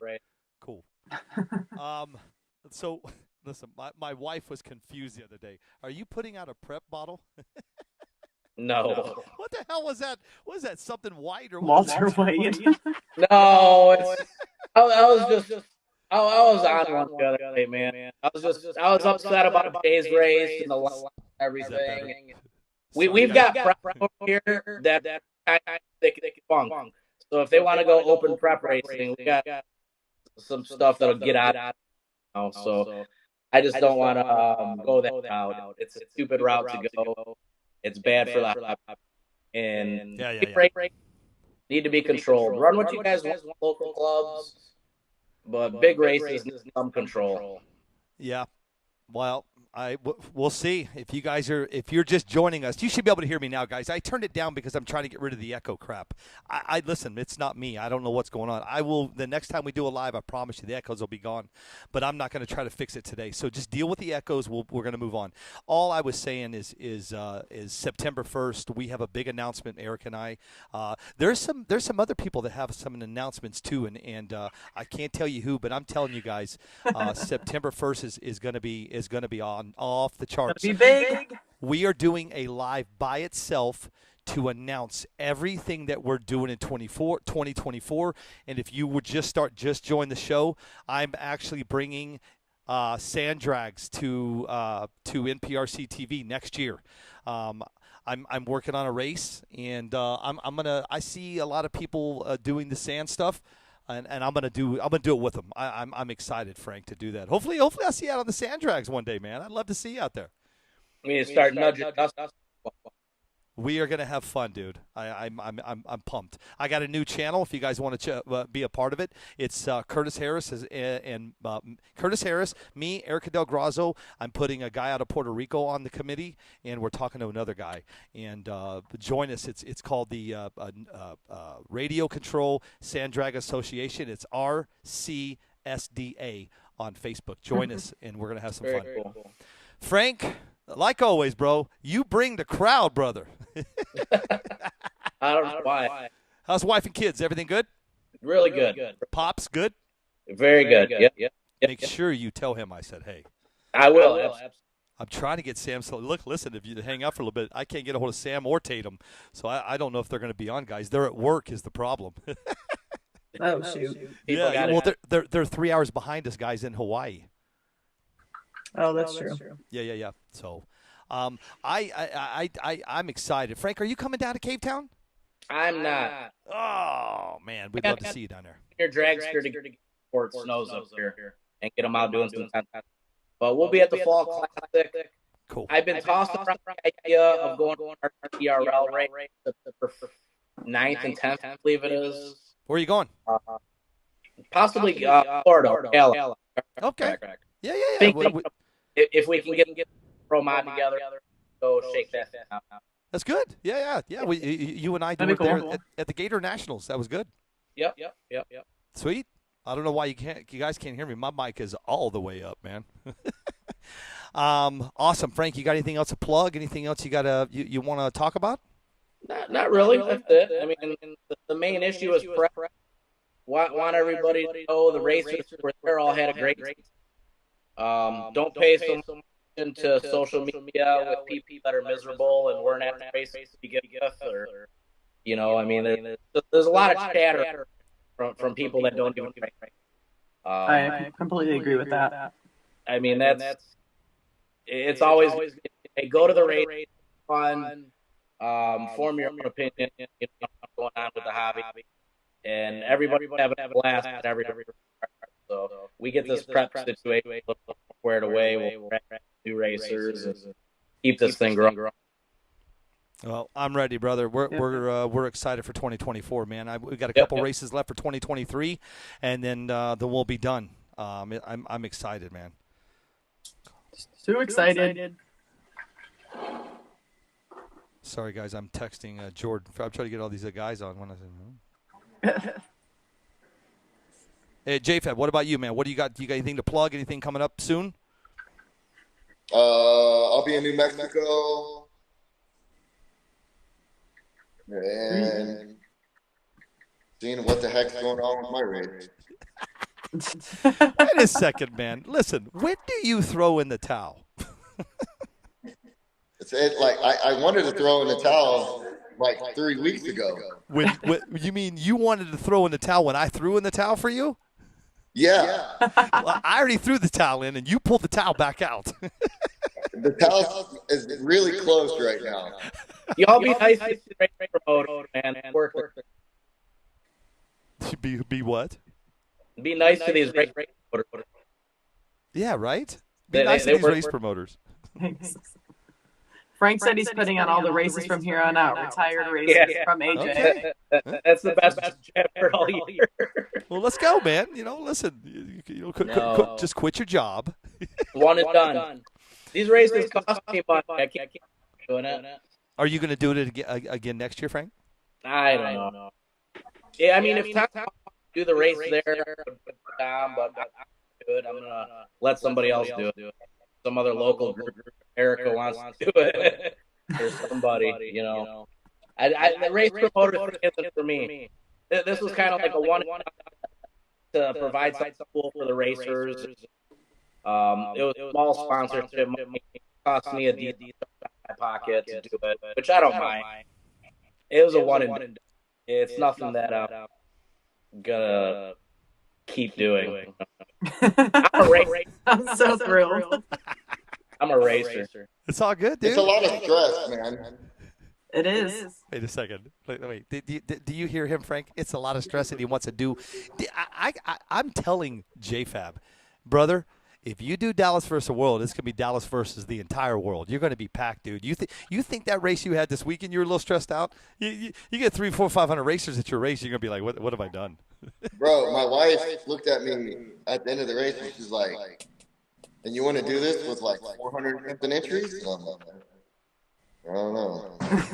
It's over different rules. Tell him, Frank. Yeah. Well, listen, I got three guys waiting on me, guys. I got Tatum Bautista, Sam Celario, and Jordon Farrow.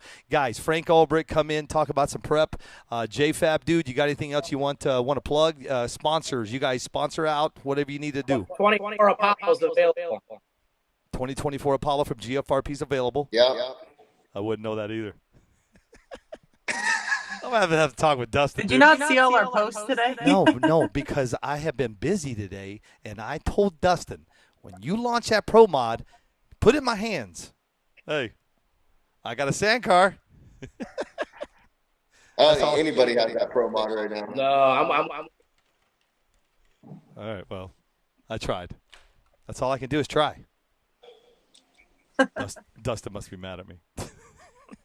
No, thanks for having me, Billy. Anytime, Frank. You, J-Fab, you. This is your home. Anything, time, you guys need anything, you let me know. All right, thanks, guys. I'm gonna bring Jordan Thanks Farrell for and all the coming other boys. on. Frank Ulbrich, J-Fab in the house. Later, boys. Peace out. I hope this echoing thing goes away. Okay, I'm trying to get them all on now. I'm working on it, guys, and we'll bring these guys in.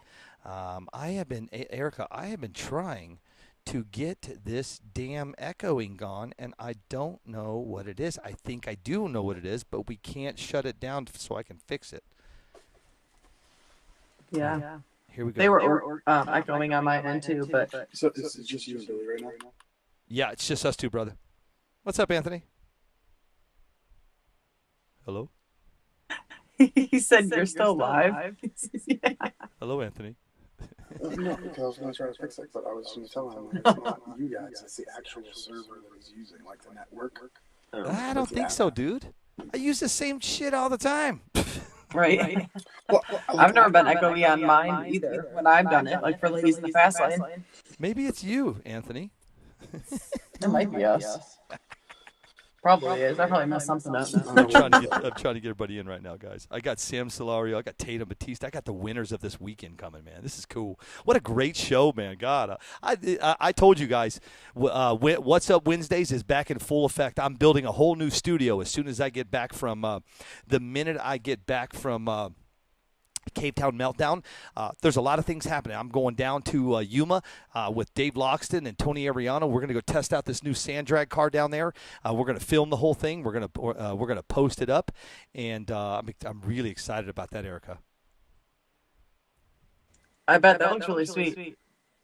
It's amazing. Come on in. I'm trying to get these guys to come on. Come on in. Come on yeah, in. that sand drag looks fun. I can't wait to see it. You wait. I'm talking to the man himself while we are alive, Mr. Matt Ottman, and I think he's going to be bringing out some tires for you guys. Hey, Mr. Ottman, I know you listened, but listen, for you to even for Mr. Ottman to even say, I think we might be able to do something, I'm going to run with it. And if he doesn't, he doesn't. But if you're listening, and That's you're cool a now. Hell yeah! Could you imagine if Voodoo comes out with some sand drag tires, man? Sand drag tires. And I'm going to tell you why, Erica. A lot of guys that I were talking today, guys, we're waiting on Tatum and Sam to get in here. And then Tatum, I see you. Hang tight, okay? But out of Puerto Rico, guys were messaging me that they can't get their hands on paddle tires. So, wow. So listen, you know what? Hey, I know a guy. You know, he's one of our sponsors, Erica, and if anybody can do it, Matt Ottman can get us some badass paddle tires. We'll see what happens, man. Let's see who's here with us. Somebody's in there. I don't know who it is. Let's see. Who is that in there? Bautista. What's up? Mahalo. Sam. What are you doing? Is that Sam? I can't tell. Yeah. That's Sam. I'm sorry, Sam.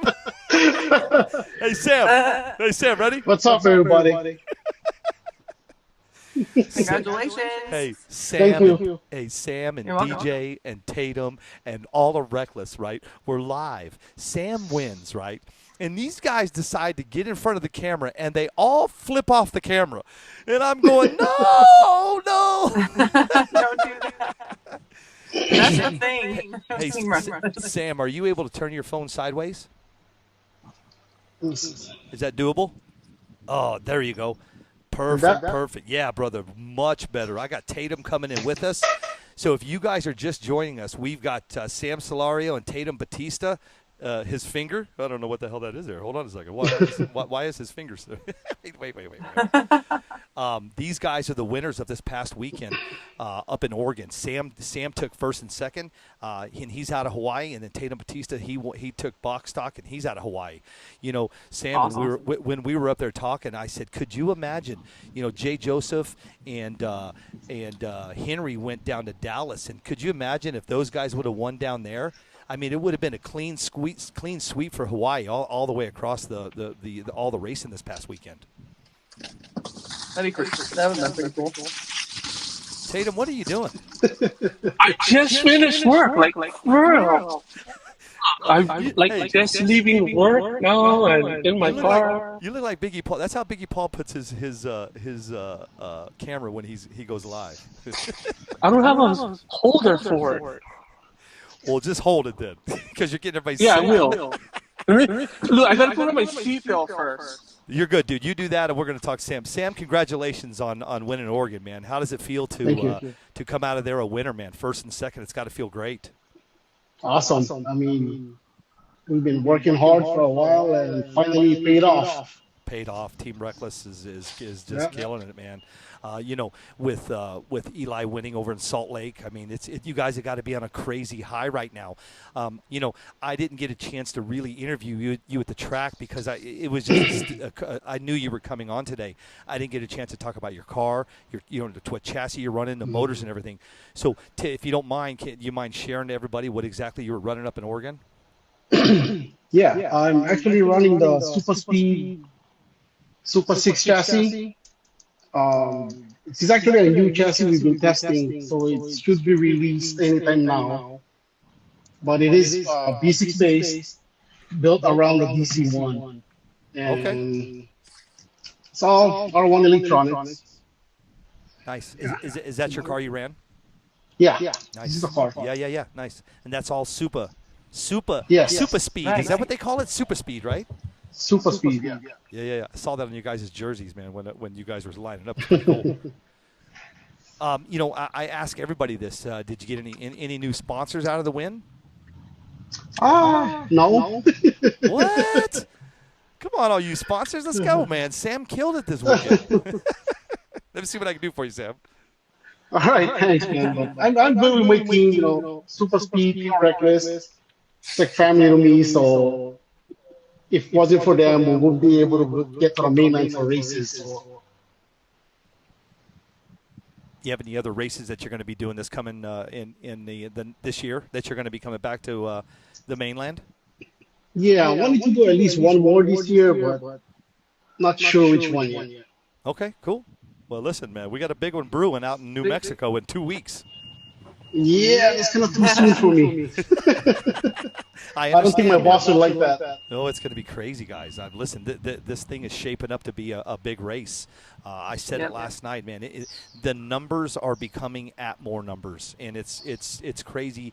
It's mind-boggling that people are. You know what's crazy about it, Sam and Tatum? What's crazy about the whole deal is people wait till 2 and 3 weeks before to start kind of getting geared up, and I wish they wouldn't do that because, the registrations are low, but I know that people are coming. And I don't know what to do about that. I agree. We got a problem with people registering, and we got a problem with the prep thing. And if we could just fix those two things, it would be great. Yep. Yeah. I thought Oregon was great. I mean, I had no problems with the prep. No, good race, man. Good That's race. why everybody talking about prep. I wanted to go change my shirt. You got to get that shirt on. You got to make sure you get that in. No, this weekend, Tatum, Tatum ran in outlaw and in bracket. Tatum, how did you end up doing in outlaw? I had a bye first round, and then I lost to John Schultz. Mr. Schultz, that crazy guy. Hang on, guys. I'm messaging somebody really quick. Tatum, you were telling me you were super excited about coming out of Hawaii, coming off that win that you had over there. I didn't get a chance to ask you about that race over there. What was it, a pretty big race that you won out of Hawaii? Okay, so with that one, we have 4 different groups on the level. And then with that one, I won a Series Points Championship last year. And then currently, I have the Series Points lead again en route to another Series Championship in the bracket class. Nice. So that was my whole deal coming to Oregon. I wanted to play in the bracket. Well, you did it with a 360 dial-in, man. Yeah, 360. 360, baby. I know that number by heart now. I said that 360 so many times that day, dude. You know what's crazy? I know that 360 by heart, and I know how the times were just getting faster and faster. But then when the shade started coming in and everything set in, Sam, those times we went from 146. I think you ran a 144. If I'm not mistaken, and then next thing you know, we were hitting back in the 1.5s. It was kind of off and on all day between 1.4 and 1.5 between you and Robert Medeiros. Man, tell us about the track. I thought that definitely the left lane was the lane to go to. Agreed. I think there was a crown on the road and a bump here and there, but it was just try to do it. Yeah, no, it was good stuff. Yeah, I was just afraid of overpowering the road and spinning out. Right. What is the hardest part for the both of you on race day? Like, what is the most difficult thing throughout the day for you guys? I'm a nervous wreck. Yeah. You didn't look And I'm always second guessing. It's like, do I put more in it? Do I take it out? Yeah. Well, So how do you the know when to put more into it? What's that? How do you know when it's time to put more into it? Like, what makes that decision? Well, I'm always trying to watch who I'm racing. If I feel like I can take it, then I'll just leave it. If not, then I'll just add a little more. And the two races on the lane that you're in? Yeah, definitely. What's the best part that you guys like about the races? Hanging out with everybody. Yeah, it's just the hanging out. Yeah. The win don't matter. It's The win just is a hanging out bonus. with everybody. Yeah. Right. I couldn't agree more. Erica, I know you weren't up in Oregon with us, but because you were running that race in Michigan. But he's right; it was just a fun day all day. Listen, I don't know if Chad's watching. I mean, we had a few breaks. we had a few breaks, so I got a lot of time to go and sit and hang with everybody. But walking through the pits, Sam and Tatum, it was just, man, everybody just had a good time. I mean, I had a blast with all you guys. I think my best moment was Jackson. You know, it was the kid. It was the kid that kept doing the wheelie. Tatum, did you see him? The Mustang. Brother, he would hit a wheelie and he couldn't steer the car, and every time it went right into that fence and it hit that one guy on the leg. I felt bad for the kid. But at the end of the day, man, I was getting ready to leave, and this is what makes it really special for me is when he come up to me, he says, "Mr. Shaw, will you sign my body?" You know, that's the stuff that I love, man. You know, he did that to me too. He did that to you too. Yeah. Yeah, signed my body, and then, like I forgot his name. And hanging out with everybody was a good time, Sam. Now, Sam, was your wife there? No, she wasn't. Okay, whose wife was there? Well, the one she was sitting, or the mom? She was sitting. Like when you left, the line and you went back to the pits, there was a lady sitting right there. Do you guys know what her name was? She looked like she was from Hawaii. Oh, that was my auntie. Oh, that's your auntie? I was messing with your aunt. I was sitting right there. Hey, I was messing with your aunt all weekend, Tatum. She had a phone. she instead of holding the phone to her ear, every time I'd walk by her, she was like this. She had something stuck to her ear. And she had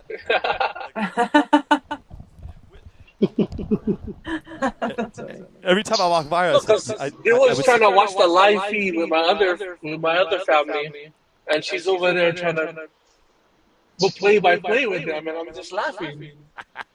I kept telling her, you got a phone stuck in your ear. Back to Sam. Sam, what's your, what's going on? I know Eli Supa. Does Supa have any new products coming out? Does he have anything, any chassis, anything coming out that you can talk about? Yeah, actually, we're working on parts. The chassis I'm using now, we're gonna release it after today. We've been, I had it for a week, tested it for a week, and brought it down there, and yeah, it works. So, How often? other than that, what's that? How often do you guys test? We test over here in Maui. We test once a week. Nice. But we test for like 8 to 10 hours. Yeah. That's awesome that you're able to get out there once a week. I wish we could do that. That's dedication for sure. It is. And you guys that are new, sorry guys, I got so many messages going on. You guys that are new to the RC drag racing, you hear these guys. You'll hear Sam, you'll hear Tatum, you'll hear Frank and J-Fab. They put the time and the work in, and that's how they get to where they want to be and need to be fast at these big races. I've heard a lot of rumbling, Erica, and it's been really bad lately. Tell me what your thoughts are. Do you guys agree? I'm going to go to Sam on this one. Do you guys agree that all the big races are just kind of the same groups of people coming around and you don't see anybody new coming in? Do you guys feel the same way? I'm hearing some rumbles on the streets, and I wanted to see what you guys thought about that. Well, for me, every time we go to a race, I always meet new people. So, we don't go to very much there, but when we do, we always meet new people. Yeah. Tatum, what about you? I always see the same group of people. It's good to see new people come out. Yes, agreed. I've been hearing it. I heard it all last weekend. I heard it all this weekend. It's starting to worry me, and I don't know. I hope what Erica and I have to talk about on September 1st will kind of help that next year and bring more people back. You guys know that I've been running that Duke of the Box stock, and I couldn't bring it up to Oregon. It was just too far to drive. But we'll be back in Cavetown Meltdown with the Duke. I wish I could have had the Duke there for you, Tatum and Sam, to see how much fun it is to not be so stressed out, running those outlaws up on that line, going up against that guy next to you. I like to do it the day before, and it kind of takes everybody's nerves and lets you have fun with kind of how this all started. Back in COVID, you guys are running around on streets, and you started without DR10s and 13.5. And that's my goal to do again next year is to bring that box stock back so we can, Tatum and Sam, see the new people come back. I think it's actually what we're going to try to do here. A class at every race. Yeah. It doesn't give a chance for local people to come out. It gives a chance for new people to come out. So nobody should be jumping like we've all talked about, or said, and right into outlaw. I mean, you can, but why not, get more local people out and everybody gets a box stock car and everybody can have fun. Back to what it used to be. That's what we need to do. Yes, we'll still have the outlaw, obviously. People are always going to have outlaw. And that's the more competitive part. But to bring the fun back into it, too, I think that box stock needs to be a more popular thing again. Yeah. J-Fab. I'm just reading some comments. Eli's watching. What's up, Eli? The winner of Salt Lake. Team Reckless 360 is where it all started for this team. Yeah, nice. Frederick James is hell yeah. Fast friend. Super 6. Man, does that say, man? Great win this weekend. New Mexico next for Super Speed Team Reckless. Tatum, you coming down to New Mexico? I would like to. What my problem is, my vacation time, I have to put it in October the year before, so my year is planned out. And with this Oregon trip, I took 2 days of time off and then rolled it into my day off. But I won't get the approval to like the week before. Yeah. So that's one of my problems I have. It sounds like you guys got some nitro sand drag racing going on in the background. What's going on? I think that's me. My neighbor has a big tree they're cutting down. It sounds like they got. What is that? It sounds like the Puerto Ricans with the nitros.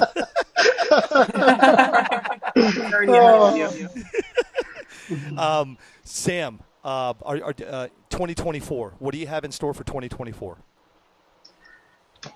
I mean, have you even thought? Not really sure yet. I know we still have a ways to go for 2024. And, I'm going to tell everybody this. When I make my announcement on September 1st of 2023, I'm going to not even open up what we're doing until January 1. We're going to tell you what we're doing September 1st, but everything opens January 1. So that's when everything is going to open up. And I'll tell you why I'm doing that, man. We can sit here and talk about 2024 all day long, but listen, we've got to focus on what we have in 2023 still. We still have problems we're trying to combat. We've got some races left. We got to make sure that these guys that are working hard, and I'm going to talk about them, Alex Morales and Nate Cheveria, James Cannon, Steve Rule, the boys out at the Clash of the Titans, those guys still have these big races, and I don't want to take away from them, but I want everybody to understand something. Erica will be joining me in 2024. I'm not going anywhere. I'm going back to What's Up Wednesdays every Wednesday at 4 o'clock. I'm going to rebrand and rebuild because we've lost a lot of people, and I'm going to try to get them back. That's my goal for 2024, and I hope you guys can join us on September 1st, Tatum and Sam, and listen to what we have to say because it's for you guys. It's for the 100%. Racers, and it's by the racers. You understand something. Erica's a racer, too. You know her as a race director, but you got to understand something. She's a racer. She loves racing. So by joining teams with me, you got me and her together, and I think 2024 and the vision that we have is going to be really good for not only you guys, Reckless, Hawaii, but the whole country. I think it's going to be good. Awesome. Me too. And Sam awesome. and Tatum, I'd love to see. I'm doing. I can tell you this, and I'm honored to tell you this. I'm putting on my own. I have a race that I'm putting on, and you guys already. I kind of the hint already got out there. I'm doing something, and it's called Duel in the Desert, and it's right here in Phoenix, Arizona, but it's not till the end of year next year. So I'm not even gonna go into details, but I would love to see you two come to Arizona's never had a big race. And they're going to now. It's called Duel in the Desert. There's a reason why I'm calling it Duel, but you're going to find out on September 1 why I'm using the word Duel. And Sam and Tatum, I really wish you guys would join us next year. Please try to put it on your schedule and join Eric and myself here in Phoenix, Arizona, because we need it. I've been doing, Tatum and Sam. I've been doing this for 3 years here in Chandler, Arizona. And I have not yet to be able to call a race here home. And I want to be able to do that. I call Erica Del Grosso 419 my home, but Erica, no disrespect, but I need to bring it home. I need it here. You need to have one at your home. We do. So you know what? I'm going to give everybody a little tidbit. The end of next year, I'm not going to give you a date. Erica Del Grosso will be race director at my race, Duel in the Desert. Whoop, whoop. Yep. Awesome. Yeah, I can't wait. So. I don't want to take away from you. I don't want to take away from you guys, man. It's all about you guys. I got Jordan Farrell waiting in the green room right now. But listen, hey, so Sam, what tell everybody, because here's the deal. You guys got the 808 groups, you got the Hawaii groups all over the place. But kind of tell everybody the race program over there. How I know you said you guys test once a week, but how often are you guys racing there on the islands? And to give everybody an idea what goes on in Hawaii. And this is going to go to you too, Tatum, the same question. Well, for us on Maui, we don't have any races. We don't have a spot that's big enough to hold the race. We had a spot, but as the cars got faster, there was not enough room. So we do race the Losi 16, 66 foot, but that's about it. It's something, though. Yeah, or we'll fly over to Oahu and play around with those guys. What about you, Tatum? What's your race program consist of, and where are you racing at? We race every Friday and Saturday nights. Nice. Yeah. So it's all depend. Most of the time, like Fridays, it's like 66 feet, and then if we go Saturdays, we'll go down the street, and then it's a 132. And then once a month we race Sundays, which is 66 feet. Nice. But hey, mostly Erica, all dry tire. Erica, I got to take care of something. Okay. Erica, I got to take care of something. Take over for me really quick. I'll be right back. Okay. Stand by, guys. I'm going to have Erica take care of something. Or I got to take care of something. Be right back. All right. So what got you guys started into racing? Like, when did you start? I got into it. Well, I was always into RC. I raced on road, raced off road, and then I did rock crawling. And then I seen some of our local guys playing with the drag cars, and I was like, oh, I want to try that. Shouldn't be that hard to go straight. And that was like almost 2 years ago, and still doing it. Okay, cool. How about you? I think we started drag racing maybe 2015, maybe, I would say. Oh, wow. And so we started drag racing, but I'm into rock crawling. So I do rock crawling. I did off-road, on-road. What's your favorite? Drag racing. So when I plan my trips, I try to go for a rock crawling event and see if there's a drag race. So then I try to bring my rock crawling and my drag cars with me on a trip. Okay, cool. You guys don't know this about Tatum, but he's a big rock crawler. Now, Tatum, you actually have pretty big sponsors in the rock crawling world. Is that still going on today, or have you kind of got away from the sponsors? I know you were pretty sponsored up, a year or two ago, pretty hot and heavy. Yeah, I was pretty sponsored up. I currently only have one right now, which is Reefs RC, but I was sponsored for several years with Proline and Castle. Yep, I remember that. Yep. Okay. So he's a big crawler. And I still run Castle to this day. Good. Yeah. Sam, are you a crawler? Yeah, I have rock crawlers, but I haven't touched it since I started drag racing. Yeah. You like drag racing. Yeah. Hey, Sam, and it shows. Hey, I'm going to tell you guys a little back secret that it's not a secret. I'm going to tell you something that me and Chad. You got to understand something. Chad was the race director up there this weekend. All in all, Chad did a great job, and there was some. I'm going to get squirrel again, but I'm going to talk about Chad just a second. But I'm going to tell you guys, Chad and I, privately, as I'm calling these races, and we kind of went on a couple breaks, right? I said to Chad, Sam, I said, who you liking, man? We were down to, I think, 12 people, and Chad picked you all day, brother. I'll be honest with you. I didn't pick you, Sam. I thought Robert Medeiros was going to bring home the heat. But, dude, you cashed in, and Chad had you for the win, man. I don't know if you – I didn't know if you knew that or not, but he picked you to win the whole thing, man.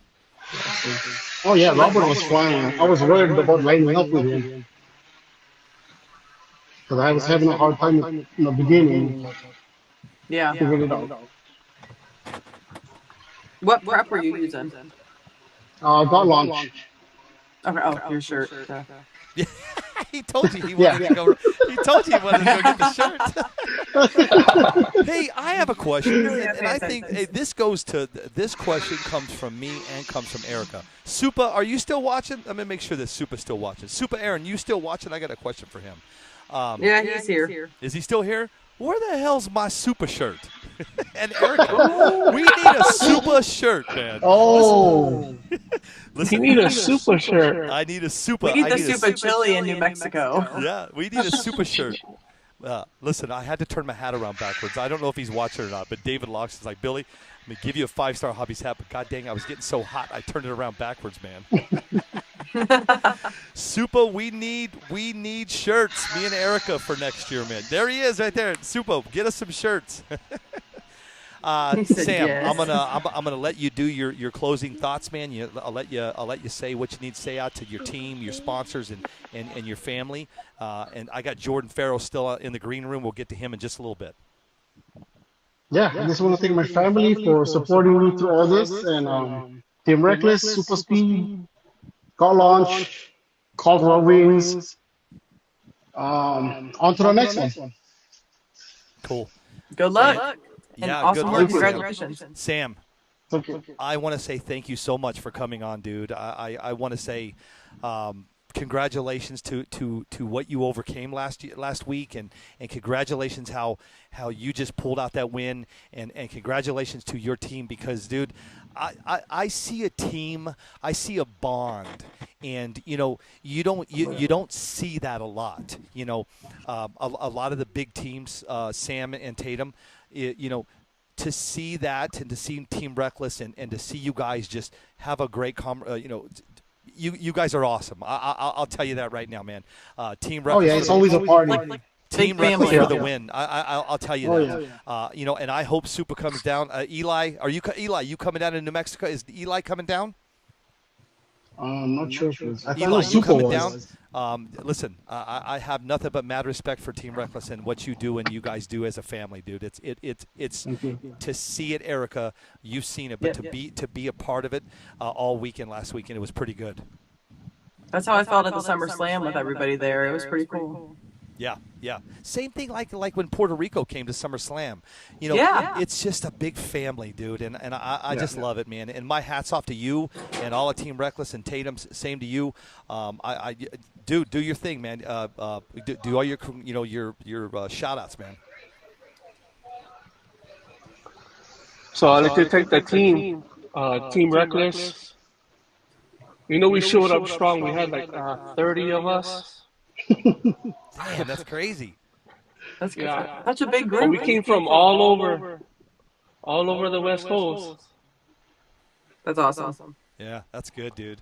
And I want to thank. Go ahead. Sorry. Thank my sponsors, Reese RC and Sticky Icky Tire Prep. Kelly Ray. I haven't heard that Sticky Icky in a while, man. Love that guy. Yeah. Hey, listen. There's nobody better. There's nobody. Well, I can't say that. There are better. When it comes to my sponsors and your sponsor, dude, Reef is. He is. I can't tell you. I could text Reef right now and say, dude, I'm in trouble. He's that guy. He's a hell of an owner. He's a hell of a friend. And if you're not buying your servos or anything from Reefs and Reefs RC, man, you're crazy, because you're supporting a great guy. And for you to say Reefs a couple, yeah, there it is right there. Yeah. Look, I got Reefs right here.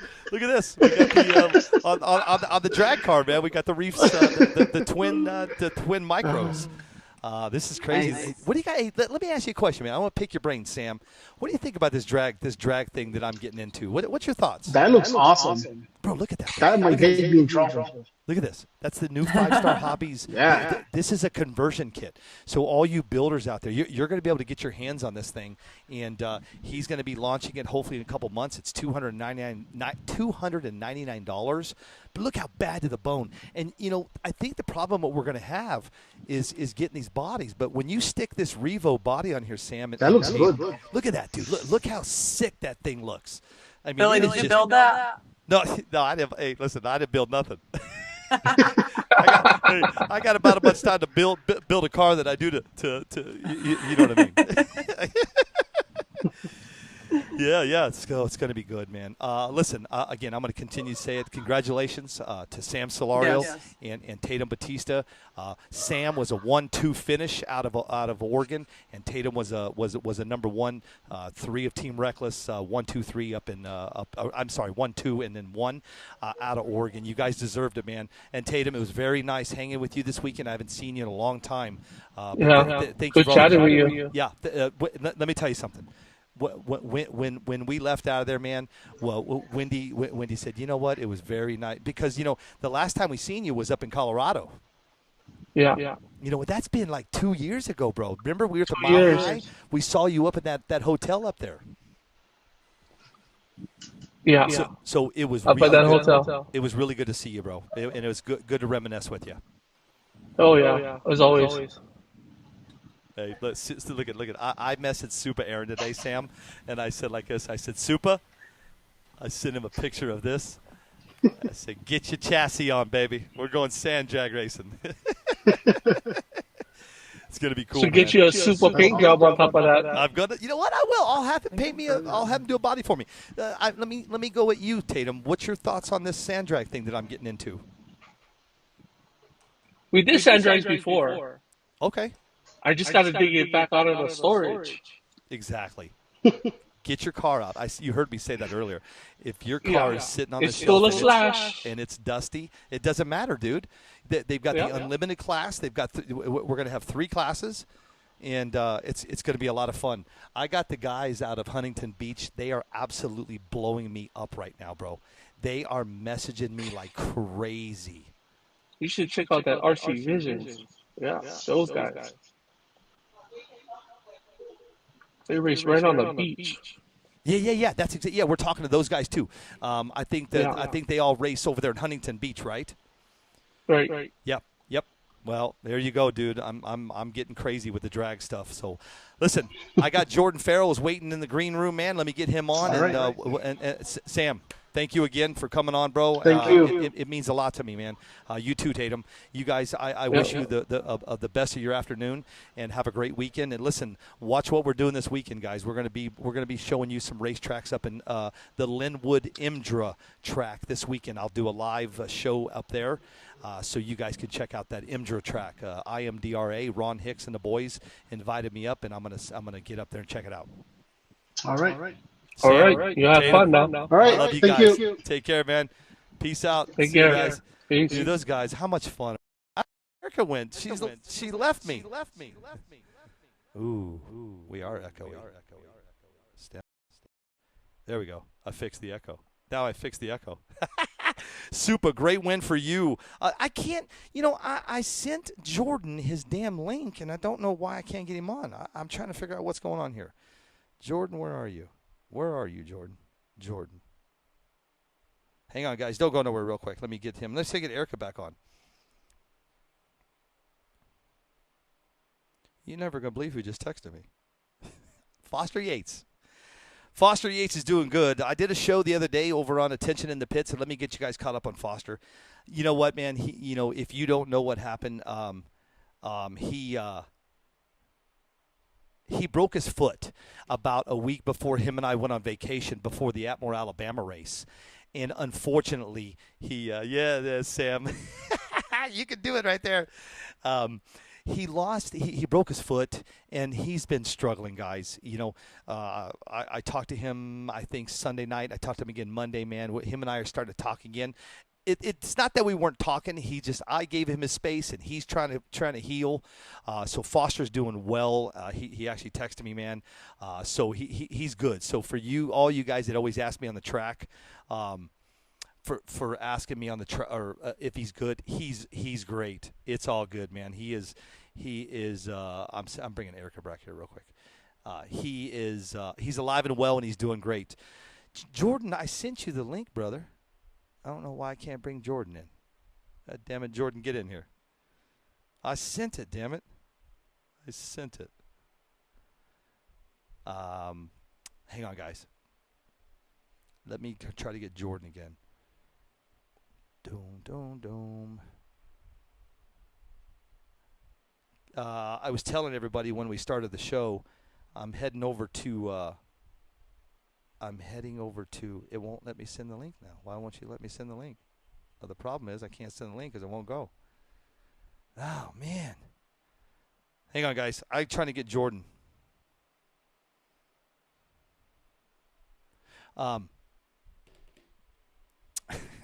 Okay, you want to come on? I don't have time, dude. If I can't get Jordon on, I'll get him on another time.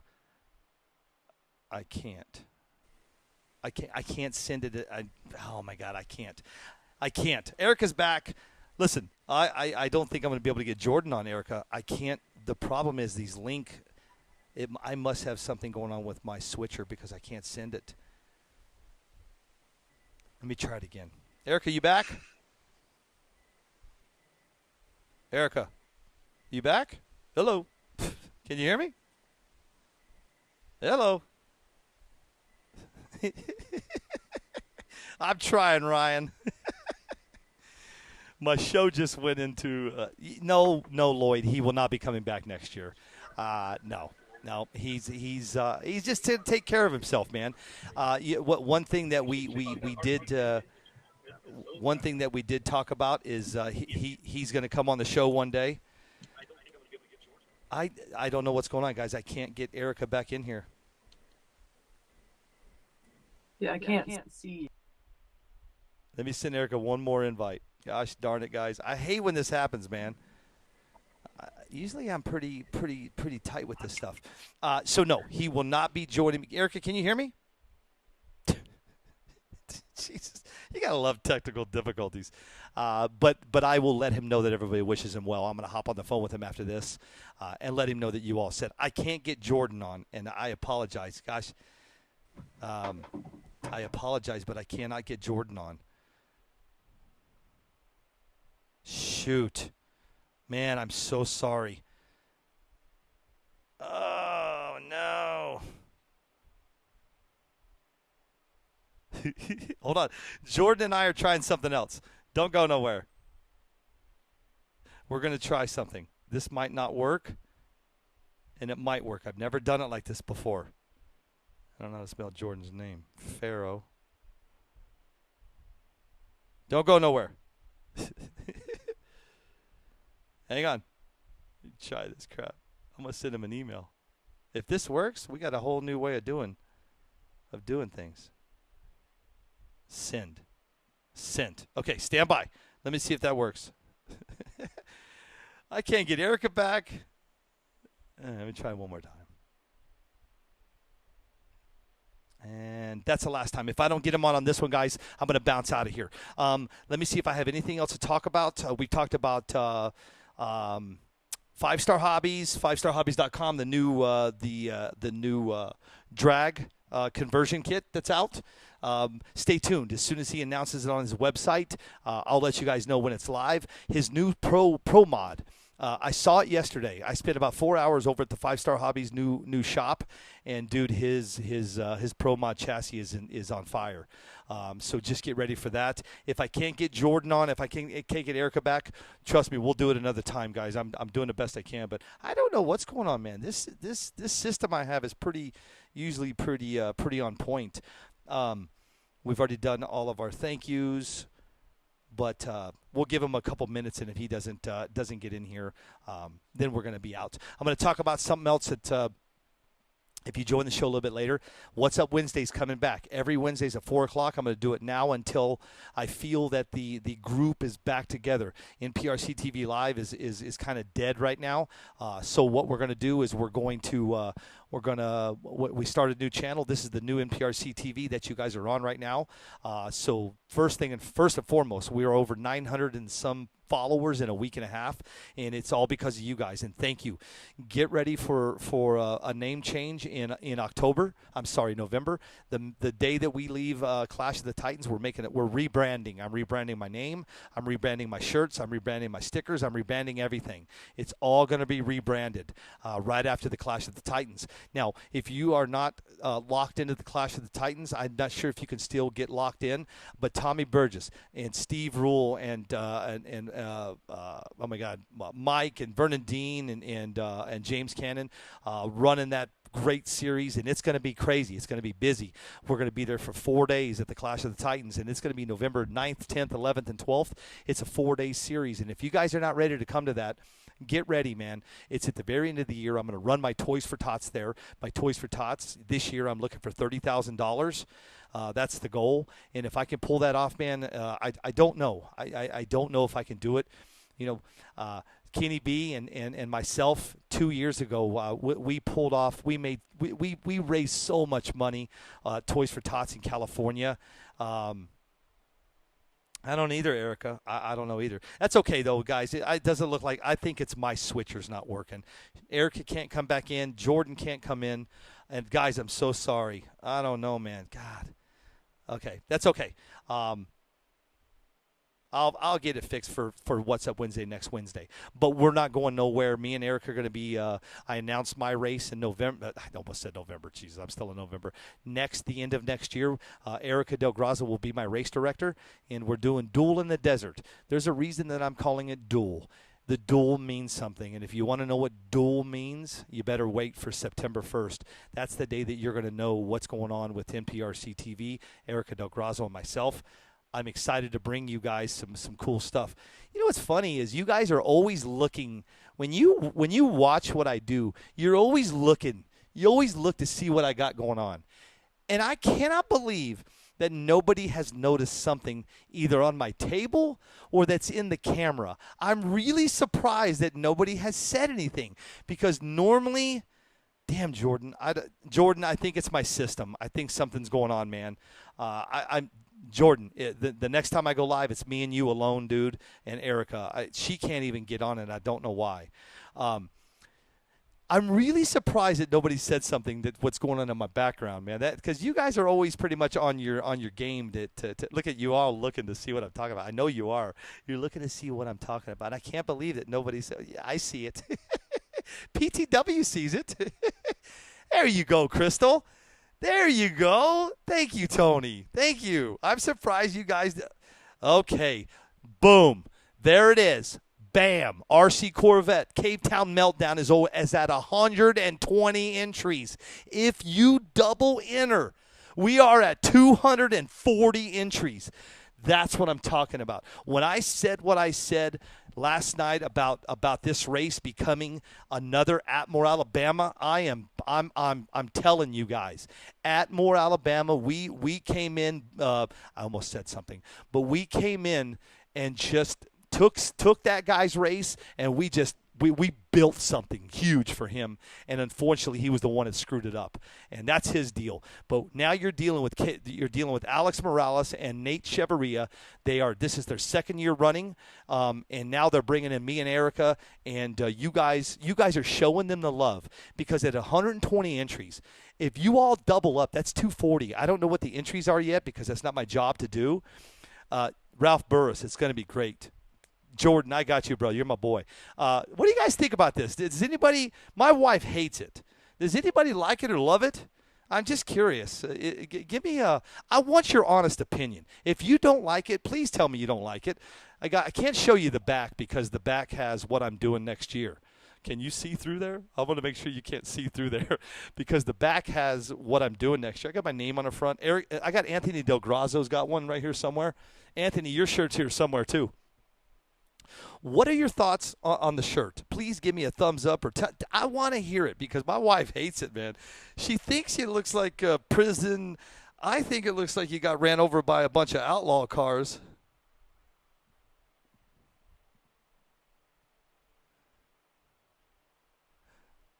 I'm not talking to Foster tonight. He's going to bed. Give me your honest opinion, man. You want one? Yes, it's going to be Ralph Burr's going to be great. See? And Wendy, PTW, they love it. They love the shirt. I wish I could turn it around and show you what's on the back, but it would totally give away what I'm doing next year. I've got something on the back of these shirts, and it would totally ruin the surprise. Because I've been working pretty hard to keep this a surprise. September 1st, I'm actually going to move the shirt. I'm afraid I'm going to screw up, and you guys are going to you're going to see the back, and then I'll be in trouble. Listen, man, that's all I got. I'm going to bounce out of here. All I can tell you is this: thank you guys so much. Thank you guys so much for hanging with me. I'm going to turn that music off real quick. Thank you guys so much for hanging with me. Thanks, Brad Bray. What a great show. I feel bad that Jordon wasn't able to come on, but Jordon, I got you, dude. Me and you are going to do a show by ourselves. I had a glitch in my system. But thanks for everybody for joining us today. And please tell everybody the new NPRCTV is right here. I honestly believe in my heart of hearts that we're going to be over 1,000 followers in a couple weeks. I'll take it because the new NPRCTV, Erica said it well. You guys are coming in because you want to be in. You know what I mean? The old NPRCTV Live, at 8,200 followers, that was not true numbers. True numbers are you guys. And you guys that are watching right now, you guys are the true numbers. So I'll take 900 and I'll take 1,000. You get me to 1,000 by the time we get to the Cavetown Meltdown, I'm happy. That just goes to show that you guys love the show, you love what we're doing, and now that Erica's joining the team, I'm telling you guys, it's gonna be awesome next year. And I can't wait to show you what I'm doing. With that being said, if you don't know who I am, my name is Billy Shaw, and this is the new NPRC TV. Join me on my new group, Remote Control Sand Drag Association. It's RCSDA. Come over and follow what I'm doing. I'm going to take this right here, and I'm going to take this to the top. Here's my goal. We're going to run a race in Puerto Rico. I've already been talking to Puerto Rico. I'm already talking to Huntington Beach. I want to run a race at the Glamis Sand Dunes on a big weekend. If you guys have never heard of the Glamis Sand Dunes, go and Google it. Google Glamis Sand Dunes Thanksgiving 2020. Sorry, do Thanksgiving 2019 because remember pre-COVID. Go and watch and look at how many people are there. I'm going to put a race on at the Glamis Sand Dunes with sand drag racing, and it'll be directed. Your race director is going to be Erica. I'm going to be live streaming straight from the sand dunes. This is where I'm going with this stuff. So if you want to be a part of it and you want to drag race with us in the sand, then come on down. Sand dunes, here we come, baby. I'm in 100%. All right, guys, with that being said, what's up, Drew? Drew Range is in the house. What's up, Drew? Still the same core group viewing the lives. Exactly, Alex. And it's the group that we want to move forward with to 2024. This is a special group, and it's a great group. And with that stuff, I'm out of here. Thank you to Sam Celario. Thank you to Tatum Bautista. Thank you to Erica delgrosso. Thanks to J-Fab. And thank you to Frank Ulbrich for taking some time out of his busy day for coming on talking. If you didn't see the beginning of the show, please go back and watch it. Frank had some great things to say. And I'm out of here. You guys, thank you. Have a great day. And I'll see you in the Cavetown Meltdown. And remember, What's Up Wednesday's back every week, 4 o'clock. I'm going back to the old roots. I'm going to start bringing in racers from all over the country. We're going to talk to racers that are just coming in. I'm going to go back and do what I used to do. And I'm actually looking forward to it. Bye-bye. Bye-bye, Twisted Frog Racing. OKO.